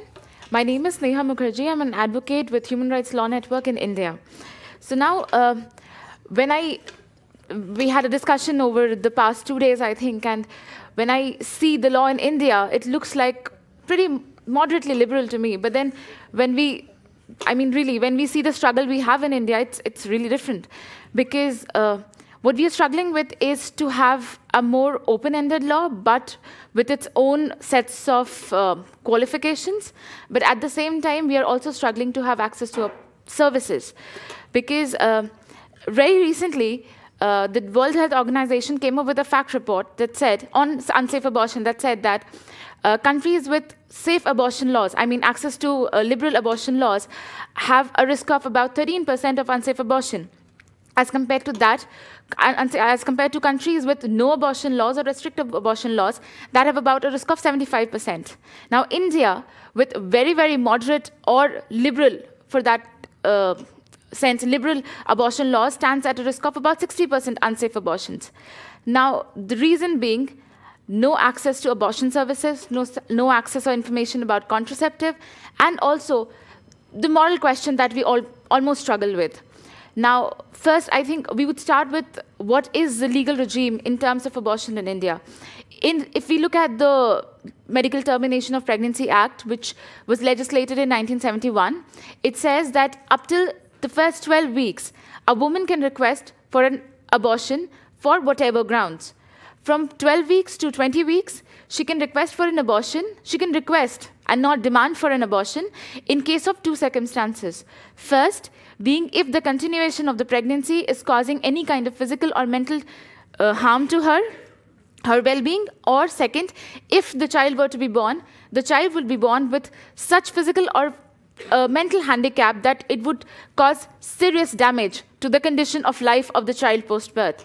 Now, we have to look at this fact that there is no question of viability. The law does not address the question of viability. It addresses the standard of life the child would have post-birth if the child is born alive. And then we have an exception to the law that says that if there is a serious risk to the life of the mother, then an abortion can be done at any stage during the pregnancy.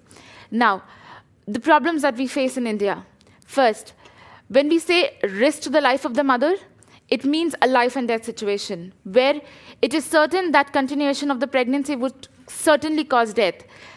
But when we go back to the research committee report of 1967 that resulted in the legislation of 1971, it does very, very expressly talk about right to physical and mental health and well-being of a woman when we talk about right to life. But somehow it does not reflect into the law or the interpretation of it today. So when the whole abortion debate has been pretty recent in India. The first time we went up to the court was back in 2008, when a gynecologist from Bombay, which is one of the major cities in India, approached us and said that one of her patients suffered from a miscarriage. What really happened was that at the 22nd week, she found out that the fetus had a severe fetal abnormality, wherein the heart of the fetus was not functioning, and that made the fetus incompatible with life. And she did not want to continue the pregnancy. So they went to the Bombay High Court and requested for termination of pregnancy. The court said that the law does not allow it, and we do not think that we can hear you on merits in a case like this, and therefore we cannot allow it. Eventually, she miscarried, went into depression, and had to go through a very long term of medication just to come out of the whole trauma that she had been through. That is when the first time somebody came and approached the Supreme Court challenging the constitutionality of the Act. Constitutionality in the sense that the first provision that gives a woman the right to request to two medical practitioners to assess her and the condition of the pregnancy and see. And if both the medical practitioners think that the pregnancy is causing the continuation of the pregnancy is causing some kind of harm, physical or mental, to the mother, or if the pregnancy is continued and the child is to be born alive, then there would be severe physical and mental injury or harm to the child, as a result of which the child will have a very, very poor standard of life, then a pregnancy can be terminated. But the problem is, this law was legislated some 50 years ago. And if we look at the medical advancements, it is very, very safe to do an abortion at any stage in time. So when we've approached the court said, at this stage, we don't think we are ready to first go into the merits of the case because it is a very, very technical issue. And the court automatically asked the government of India to give its comments. Now, it's been quite a while, and the government has still not really given its comments in writing. In the meanwhile, what really happened was a new committee was formed with the Chief Secretary of Ministry of Health, and they came up with an amendment bill that sought to increase the limit from 20 weeks to 24 weeks. And apart from that, create an absolute exception for cases where a severe fetal abnormality has been detected in the pregnancy.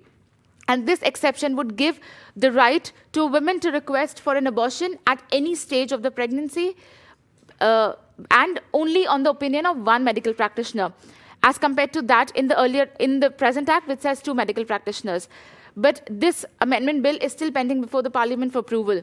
We almost saw the approval go through, but then earlier this year, there was a racket that was found out in a certain part of India, wherein a homeopathic doctor who was not a registered medical practitioner was running sort of a small unregistered nursing home where he was constantly continuing to do sex-selective procedures. And in the process, a woman lost her life. And India, and given the social demographics in India, sex-selective procedures is a very, very big issue. We do have a law that restricts it, but it's not really something that's working out for us. And that is an issue that has restricted us from having any change or any legal reform in the abortion law, because the amendment bill not just sees an extension in the existing law, but it also looks at elaborating and widening the definition of a medical practitioner, a registered medical practitioner. At this point, it is only gynecologists and registered MBBS practitioners, but it does look at extending it to homeopaths and Ayush workers who are also doctors in rural parts of India. Now, the recent uprising that has happened in India has been really recent. I think last year, in July 2016, we went up to the Supreme Court with the case of an 18-year-old girl who had been raped, and she was about 24 weeks pregnant. At the 23rd week, she found out that the fetus had a severe fatal fetal abnormality, which made the fetus incompatible with life. And that is when we again went up to the Supreme Court and challenged the constitutionality of the Act and told the court the continuation of this pregnancy would cause it would qualify in both the categories. First, the fetus is not compatible with life because the skull in the fetus was not formed, because of which the fetus would not survive childbirth at all. And apart from that, the pregnancy was the cause of rape first, and the fetus would not survive, meaning that both of these factors would severely affect her physical and mental health. So for the first time, I understand, the Supreme Court agreed to hear us and created and established a medical board of senior gynecologists, psychiatrists, and general physicians who would assess this woman and decide whether it was okay to go for an abortion.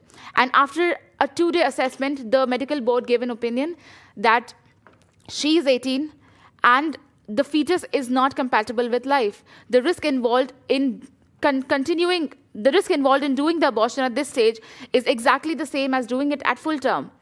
And at this stage, continuation of the pregnancy would only cause more and more physical and mental trauma to her, and therefore a termination should be allowed. That was the first case where we thought that we did see some change in the law and some change in the idea that the judges in the apex court had.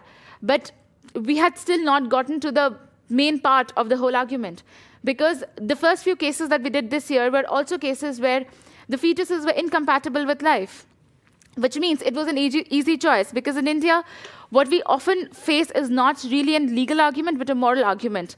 Something that I think Francis and you both of our last speakers addressed, the argument and the choice between an existing life and a potential life. And that is, in India, often a moral question. So when we got the first few orders in where the court allowed termination at 24 weeks and then 26 weeks, we thought that somehow we had put across the argument, the word, the idea that we were trying to advocate. And then came a case where this woman, she found out at the 26th week that the fetus had Arnold-Chiari syndrome. Now, Arnold-Chiari syndrome is an abnormality where the fetus would suffer severely with physical and mental damage, but would possibly survive childbirth. It would be alive for a variable period of time, but with a very, very poor standard of life, given the physical and the mental condition. We went to the court, hoping that the court would go to the medical board, and the medical board would give us an opinion that would be sensible and would also look upon the condition of the fetus, because the law says so. The law does not talk about the viability. The law talks about the condition and standard of life of the fetus. However, the medical board said that we accept the fact that this child will have a very, very poor standard of life, would always be dependent on medical help, and would always require a person to assist him or her in whatever condition and whatever life. Also, we do not know how long will the child survive. It may be 2 days, it may be 2 months or 20 years. But because it has survived until 27 weeks of pregnancy, there is a 60 to 70% chance that it would survive childbirth.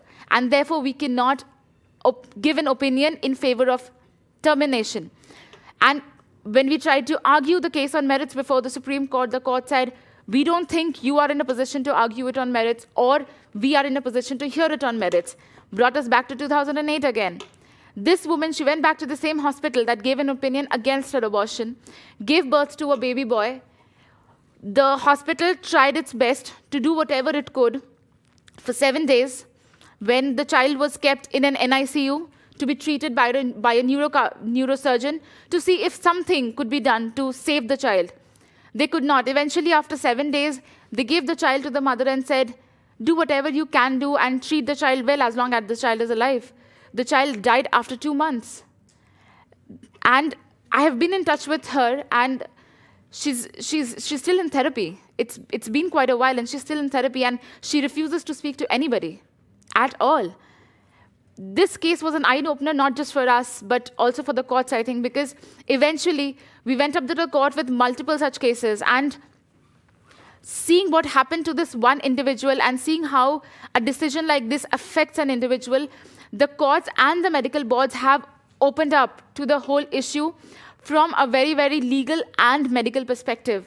And very recently, we've been able to get orders for abortion up to the 31st week, which I think is quite an advancement for us, because somehow the questions that the court now asks is not if the fetus is viable or not, but if there is a severe problem or if there is a severe abnormality with the fetus, is there a way of treating that? Is there a way of saving the child from having a poor standard of life? Because the argument that we most often get from the government and the doctors who represent the government is, irrespective of what is the condition of the fetus, we should give the fetus a chance.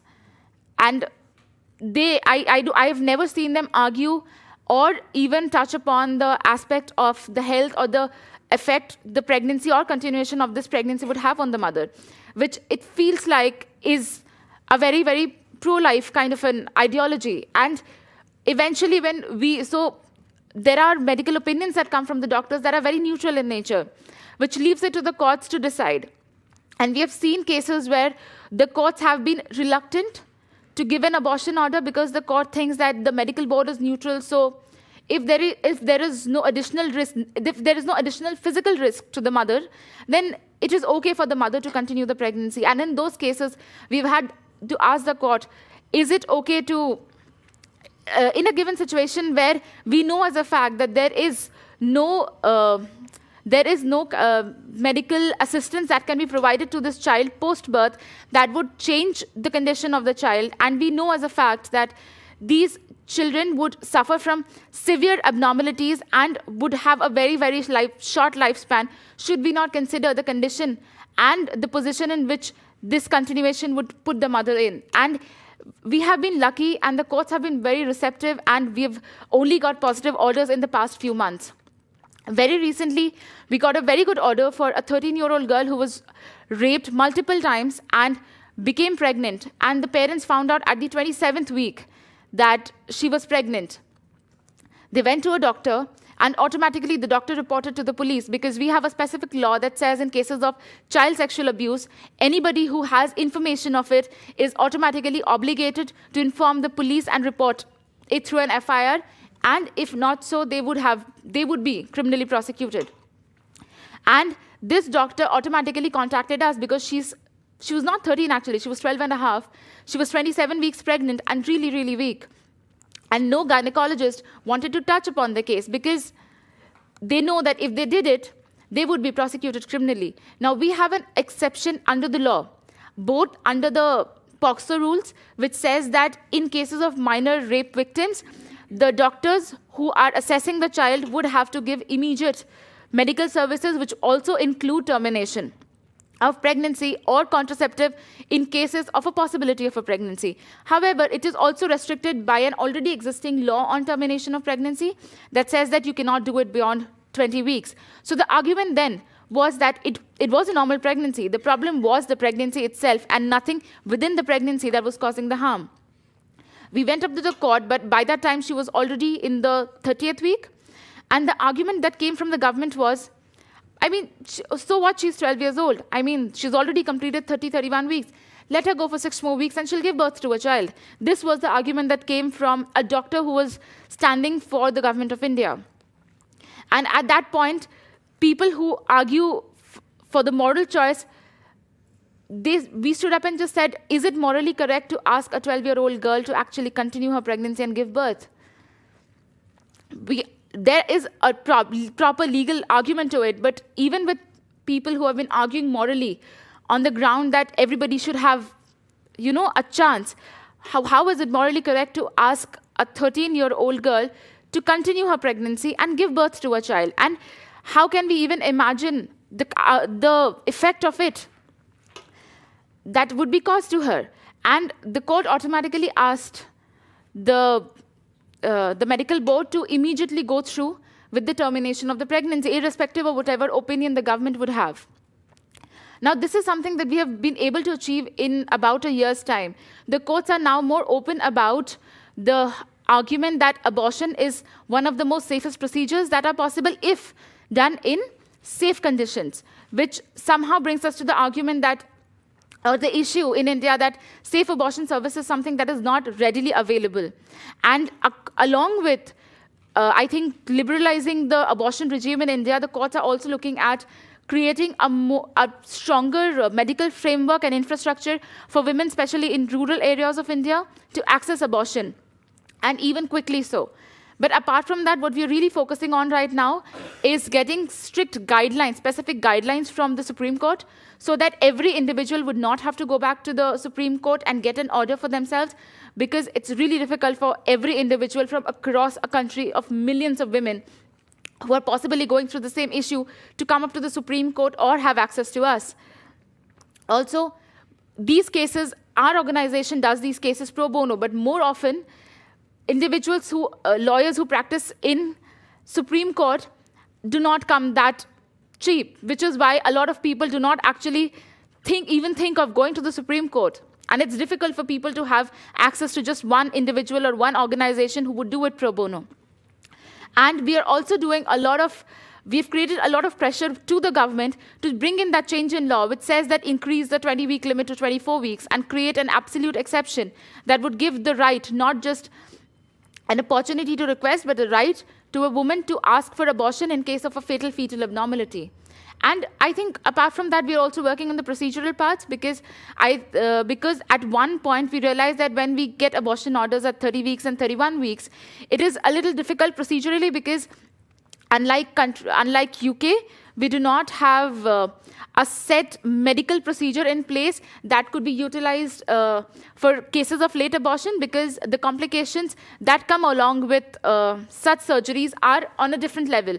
So that is something that we are, I think, trying to work on separately, not in the court, but I think separately, because that would include not just litigators and human rights advocates, but also doctors.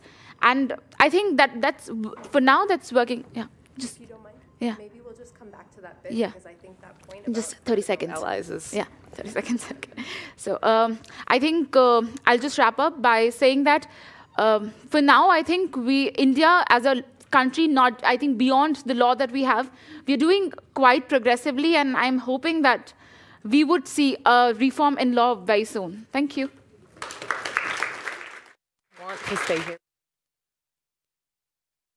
Thank you so much. And we definitely will come back to that point at the end about how you build those allies within the medical community and the courts. And I use the word allies intentionally not to imply that there's some sort of pro-choice coup happening here, but that it is very important, particularly when you have these instances where, for example, the medical board is either incapable of making a decision, or in countries where doctors may face prosecution on their own. How do you share information and spread information in a way that might build the movement without criminalizing your allies or alienating them? So thank you very much. And Lucy, would you like to? Good morning. I want to apologize for my English. I am a feminist lawyer and work in the area of litigation and legal defense at the Center of Legal and Social Studies, CELS, one of the most prominent human rights organizations of Argentina. I am very glad to be here to exchange experience and strategic and tactic for our fight for women's rights. CELS was founded in 1979 in the midst of the last military dictatorships in order to respond to the urgent need to take quiet and decisive action to stop gross and systematic human rights violations occurring in Argentina. After the restoration of the democracy in 1983, in addition to continue to fight against impunity for crime committed during the dictatorships, CELS expanded its focus on new and emerging critical human rights issues of today's democratic context. Our principal mission is to promote and protect human rights and strengthen the democratic system in Argentina and abroad. Our specific institutional objectives include report human rights violations, influence the scene of public policy based on respect for fundamental rights, promote legal and institutional reform to improve the quality of democratic institutions, and expand the exercise of rights for most vulnerable sectors of society.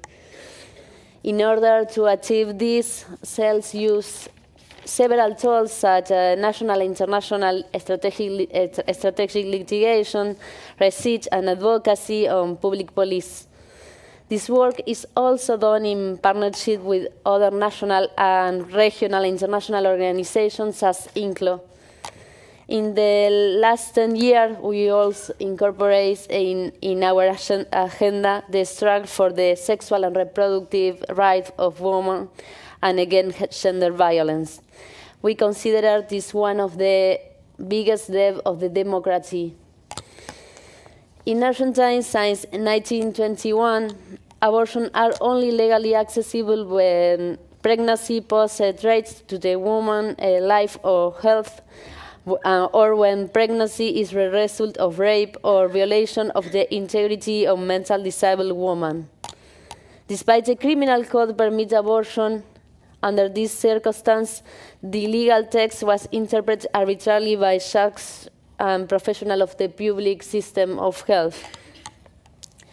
Recently, in 2012, the Argentine Supreme Court ruled that all women should have access to legal abortion in case of rape, and demanded that provincial authorities establish protocols that respect women's human rights regarding their personal autonomy. The court, in the case FAL, clarified the extent of the rule and incorporated human rights standards. However, there is still a strong resistance against the implementation of this rule, and women continue to be criminalized when they try to access health service, to have abortion with serious consequences for their health and life. In our country, approximately 100 women die annually from both abortion, making unsafe abortions the leading cause of the maternal mortality. The extremely high number of abortions indicate that criminalization has little or no effect on women's decisions to have one. That it is not act like disincentive. Likewise, what we are seeking is to protect the fetus. Criminalizations have never been effective in this regard. Criminalization, on the contrary, only results in clandestine abortion, unsafe abortion, and particularly on higher mortality rates from poor and young women. Protecting life can only be achieved through robust public policies to have as it is centered women's rights, such as comprehensive health service that include pre-abortion and post-abortion counseling. For this reason, health work and sexual and reproductive rights focus on reducing the legal and institutional stigma of abortion through three lines of action. One, advocacy for the legalization and discrimination of abortion in general. Two, promotion the access to non-punishable abortion. And three, they demand better access to abortion medication in Argentina. We articulate our local, regional, and international work. We have investigated and generated evidence of the consequences of criminalization of the abortion in the annual report since 2009, and we have carried forward advocacy action at the regional and universal human rights bodies. In 2015, we coordinated elaboration of the SHARE report and the Human Rights Council. How we do it? First, regard our first line of action, we contribute a human rights perspective to the debate to the legalization of abortion. And in 2012, we became a member of the national campaign to the right to legal, safe, and free abortion. Second, when we have carried out various strategic litigation action for access to non-punishable abortion across the country.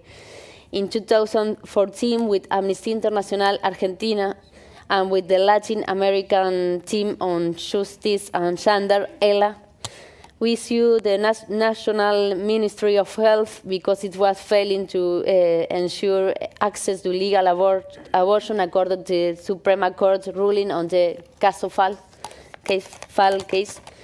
In addition, with other human rights organizations, we demand the Minister of Health of Buenos Aires City to guarantee legal abortion in the city.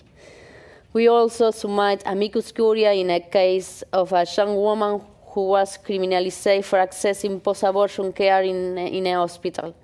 In this amicus brief, we highlight human rights standards on the matter.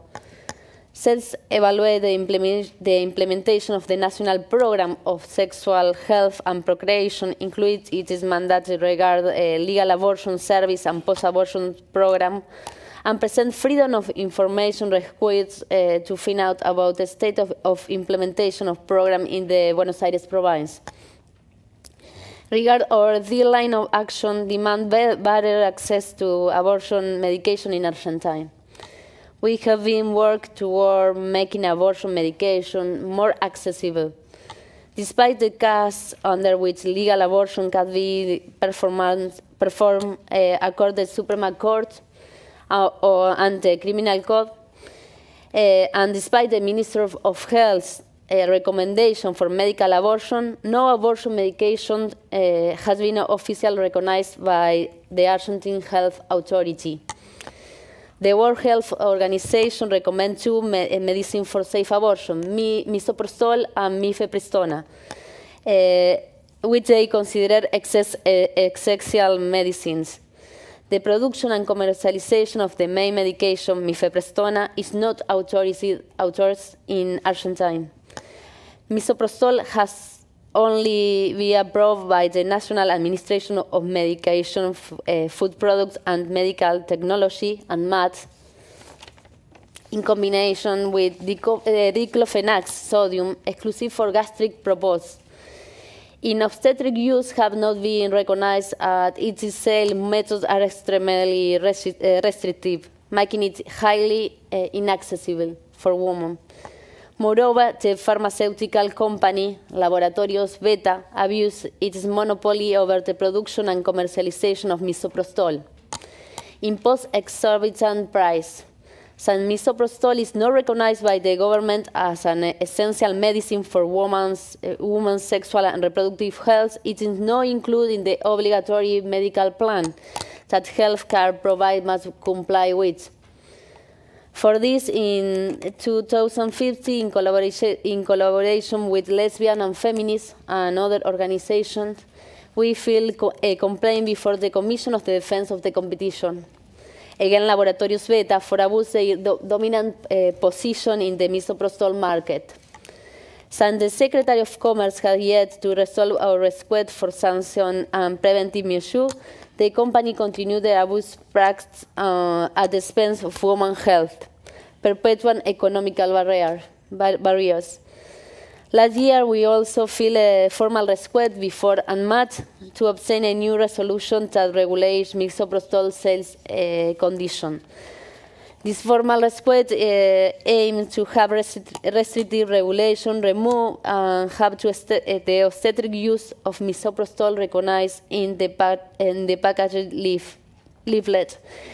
We don't expect to have a favorable answer, so we are preparing to begin a judicial process on this case. Furthermore, in 2014, we presented a shadow report to the Committee of Economic, Social and Cultural Rights that include a specific section on inequality and barrier to accessing misoprostol. Recently, we have started a research to investigate practice of forced sterilization, forced abortion, and forced contraception in flight of women with disability in a mental hospital, Melchor Romero, in the Buenos Aires province. We will generate evidence about the special vulnerable group of women and show how the public health system operates in detrimental way in their life. Yes. You might just, when you're ready to finish that point, so we can carry on to Saham, and then we'll Okay. Well, this is the sales agenda for abortion rights. Actually, we are in a difficult situation in front of a government with a strong setback in the matter of human rights. In addition, there have been changes in the Supreme Court. But the women movement under the slogan "Ni una menos, not one less," is a very strong, active and on the streets. We need to be creative and articulate strategies at regional and international level to legalize the abortion. Today, we hope to know your experience and share a strategy for this objective. To sum up, I would like to finish. I would like to share with you our public demand of the national campaign for the right to legal, safe and free abortion.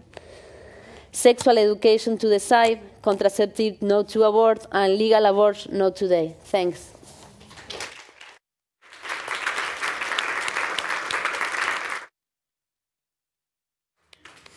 I think one of the most important points that you raised right at the end there is the strength of the movement on the streets. That's certainly something that anyone who's opened their eyes in Dublin over the past few years would have seen.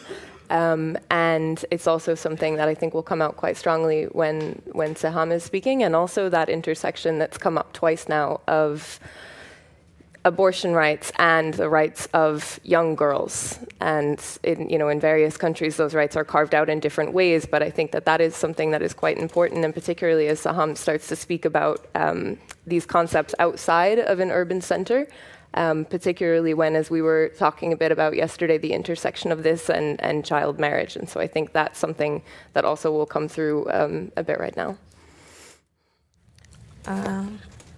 مساء الخير. أنا اسمي سهام عثمان من مصر، وبشتغل في منظمة في أسوان، في محافظة أسوان، اسمها جنوبية حرة. احنا بنشتغل على حقوق النساء، احنا نعتبر منظمة نسوية. أهم النقاط اللي بنشتغل عليها هي مناهضة العنف في محافظتنا وفي الجنوب عامة يعني، وإنهاء جميع أشكال التمييز ضد المرأة، وكمان الصحة الإنجابية والجسدية للنساء. My name is Seham Osman. I'm from Aswan, and I work as an activist in the feminist organization Ganobiya Hurra. And one of our main focuses is on the rights of women, particularly the reproductive rights of women, as well as advocacy against discrimination of Nubian marginalized communities in Egypt. بالنسبة للإجهاض في مصر أو في المنطقة العربية كلها، هو إحنا عندنا 3 نقاط مهمة بنتكلم فيهم. إن القانون المصري نفسه بيجرم الإجهاض، مش بيتيح الإجهاض غير في حالتين، والحالتين يعني هو بيسميهم دول حالات الخطورة القصوى، اللي هي لو الطفل اوريدي توفى داخل رحم الأم، ولو الطفل مشوه والأم والأب قرروا إن هم يستغنوا عنه. So in Egypt in particular, and in Arab countries in general, there is criminalization of abortion. In the case of Egypt, there are only 2 cases in which abortion is permitted by law. And the first is if the child, the fetus, is actually already dead. And the other case is if there is a severe disability that is found among the child and the fetus. الفكرة إن حتى القانون نفسه اللي هو ده ما يعتبرش قانون يبيح الإجهاض، هو بيجرم الإجهاض. بس حتى في الحالة دي لو الأم والأب قرروا إن هم يعملوا الإجهاض ده وتوجهوا المستشفى علشان يعملوه بطريقة آمنة، ممكن يتواجهوا برفض من الدكتور نفسه، لأن الدكاترة عندنا ممكن ياخدوا القرارات مش على أساس القانون، ممكن على أساس الأهواء الشخصية أو الوازع الديني. هو شايف إن الدين الإسلامي ممكن يكون بيحرم الإجهاض من وجهة نظره هو، من غير ما يقرأ تفسيرات أو يشوف الدين الإسلامي بالفعل بيقول إيه. بس هو ممكن يمنع عملية إجهاض في المستشفى، وتضطر الأم أو الأب يتوجهوا لأماكن غير آمنة بتعرض صحة الأم للخطورة، علشان هو الدكتور قرر إن هو ما يعملش العملية. So in some cases, even when the parents do choose that the fetus to terminate the pregnancy as a result of the fetus having severe disabilities, the doctor has to permit for this. And there are some cases in which the doctor refuses to give this recommendation as a result of his own religious beliefs. خاصة كمان إن الوضع معقد في مصر علشان القانون بيحرم الإجهاض عامة، ففي صعوبة بتواجه الفتاة لو بتمارس حياتها الجنسية خارج إطار الزواج، فدي مستحيل هتقدر تحصل على إجهاض آمن داخل المستشفيات. وكمان الفتاة اللي بتتعرض لاغتصاب في الشارع أو اغتصاب من أحد من العائلة، القانون ما بيبيحش إن هي تقدر تعمل إجهاض للطفل نتيجة الاغتصاب. So the law does not protect the rights of individuals within the society who choose to practice their sexual rights, and particularly in cases of women who choose to be sexually active within Egypt, it is difficult for them to have an abortion, the right to safe abortion, which results in these women having to go to unsafe abortion clinics. أو في بعض الحالات يعني من القصص اللي بنسمعها من بعض الفتيات إن ممكن تروح لطبيب، تتوجه لطبيب ويبتدي يقول لها تاخد أدوية علشان الطفل يموت داخل الرحم الأول، بعد كده يقدر يعمل لها عملية الإجهاض، فهو كده بيعرضها لخطورة أكبر في الحالات دي. فأكتر من حالة البنت تعرضت لنزيف وموت يعني داخل لما سمعت كلام الدكاترة دول يعني.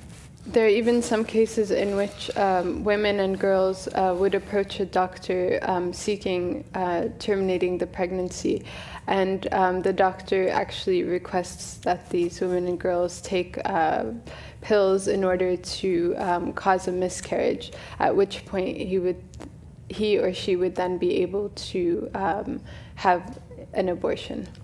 وسريعا في نقطة مهمة، احنا لو بصينا للوضع الصحي للأطفال في مصر هو وضع غير صحي تماما.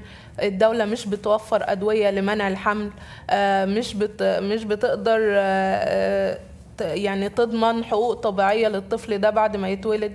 فحتى لو في الظروف الطبيعية في وجود أم وأب مقررين إن هم مثلا مش هيقدروا يتحملوا مصاريف طفل آخر، ورغم إن هم بياخدوا مش قادرين يلاقوا أدوية منع الحمل، فده كمان مش بيتوفر لهم. فده مش مفهوم ليه القانون بيجرم الإجهاض رغم عدم توفير الدولة لكتير من التزاماتها زي أدوية منع الحمل أو الرعاية الصحية للطفل بعد الولادة. In the absence of government provision of contraception, even in the form of contraceptive pills, and in the lack of social services by government, it does not make sense that the government continues to criminalize abortion. وخاصة كمان إن لو الطفل نتيجة علاقة جنسية بره الزواج، المحاكم في مصر ما بتقدرش تثبت نسب الطفل ده، وما بتنظمش قوانين النسب الطفل للأم دي عشان تقدر بعد كده يتعيشوا يعني حياة طبيعية في مصر. And for children who are born out of marriage, the government and the courts do not have a system of recognizing this child, and so the social provisions are ineffective for such cases of children. احنا آخر نقطة هتكلم فيها إن احنا دايما يعني في ما بين المؤسسات حوار عن موضوع الإجهاض الآمن. أكتر نقطة بنقف عندها هي الحوار الأخلاقي ما بين المفاضلة، إزاي هننهي حياة طفل. بس احنا دايما بنقول ان طول ما هو لسه جنين بيتكون هو كده ما اصبحش بني ادم، احنا بننهي حياته. لكن إن من حق الام ان هي تحافظ اولا على سلامة جسدها، وكمان يبقى لها الاختيار او في وقرارها الخاص بالاحتفاظ بالطفل ده من عدمه.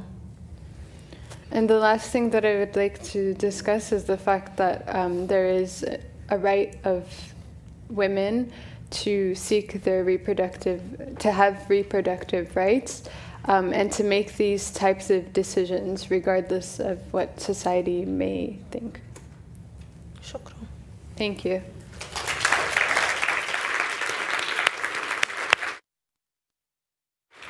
Thank you very much, Saham. Having had the opportunity to visit Saham in Egypt and conduct some research with her last year, I think one of the most stunning things about her work is the ability to continue despite the displacement. The sort of physicality of the space in which she is working involves communities who have been up and moved from the Nile, where they knew how to live and to keep each other alive, and are now living in a space where traditional forms of medical care have been degraded, and traditional family structures and housing structures have been degraded, and that has further kind of eroded women's access to a reproductive justice that actually looked a bit more just 60 years ago than it does today because of the way that they can access things. So I clearly have about 100 questions of my own, but I'm conscious of time, so I was wondering if we could maybe open it up to questions now. Great. Yep, over there.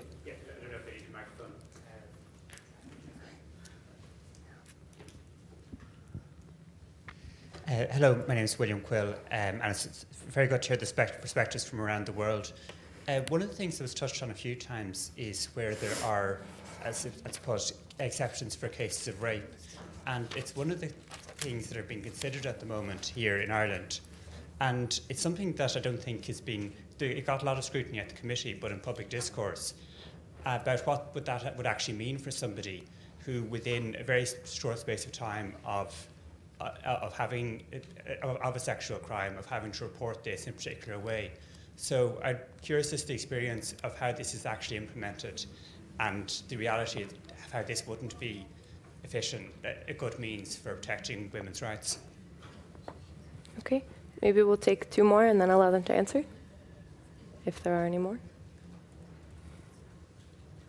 Okay then. Lucia, would you like to start on the question about the exception to rape?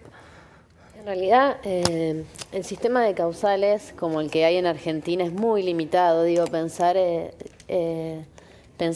digo, como nosotros tenemos regulado en el código, pensar que solo en esas hipótesis la mujer podría llegar a decidir hacerse un aborto, es complicado. Digo, las limitaciones del sistema de causales es lo que se ve hoy en nuestro país con relación a la cantidad de muertes y sobre todo con relación a la criminalización de las mujeres que acceden a los servicios de salud frente a una emergencia obstétrica. No, digo, lo que sucede en nuestro país muestra lo limitado que es el sistema de causales para pensar la regulación del aborto. So the issue of just limited instances in which abortion is allowed is something that we already have in Argentina. We already have the possibility for women to access abortion in case of rape.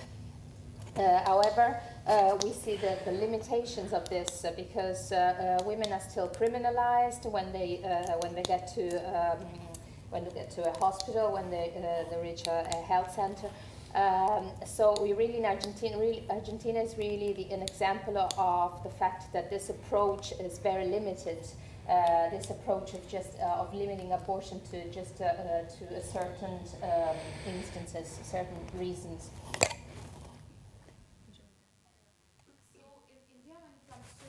Rape, there is a specific set of procedures that are followed, wherein once a crime is reported, automatically it is not upon the woman to go to the court and ask for an abortion. In a normal case, that would fall within 20 weeks.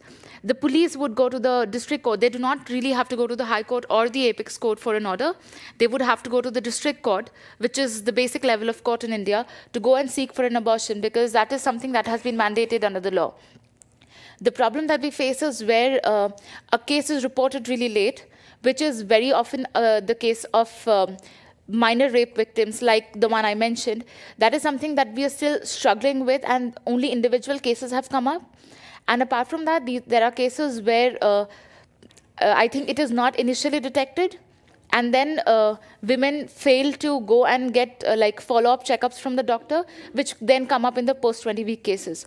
So then again, even with the post-20-week cases, we're still trying to argue those cases on the basis of the effect of such a pregnancy on the mother because it's cause of rape. And apart from that, yes, like separately, we are trying to argue and bring upon a more solid guidelines on such exceptions. But generally, in cases of assault and rape, for women up till 20 weeks, it is not upon her, but automatically the police and the hospital would get an order for her. And ideally, it would be a smooth process. Unfortunately, due to the time, we are going to have to end our conversation here, but each of our wonderful panelists have offered to continue the conversation with you separately, and I believe that they will all be around with their translators for the rest of the day. So thank you very much, and just a final round of applause for our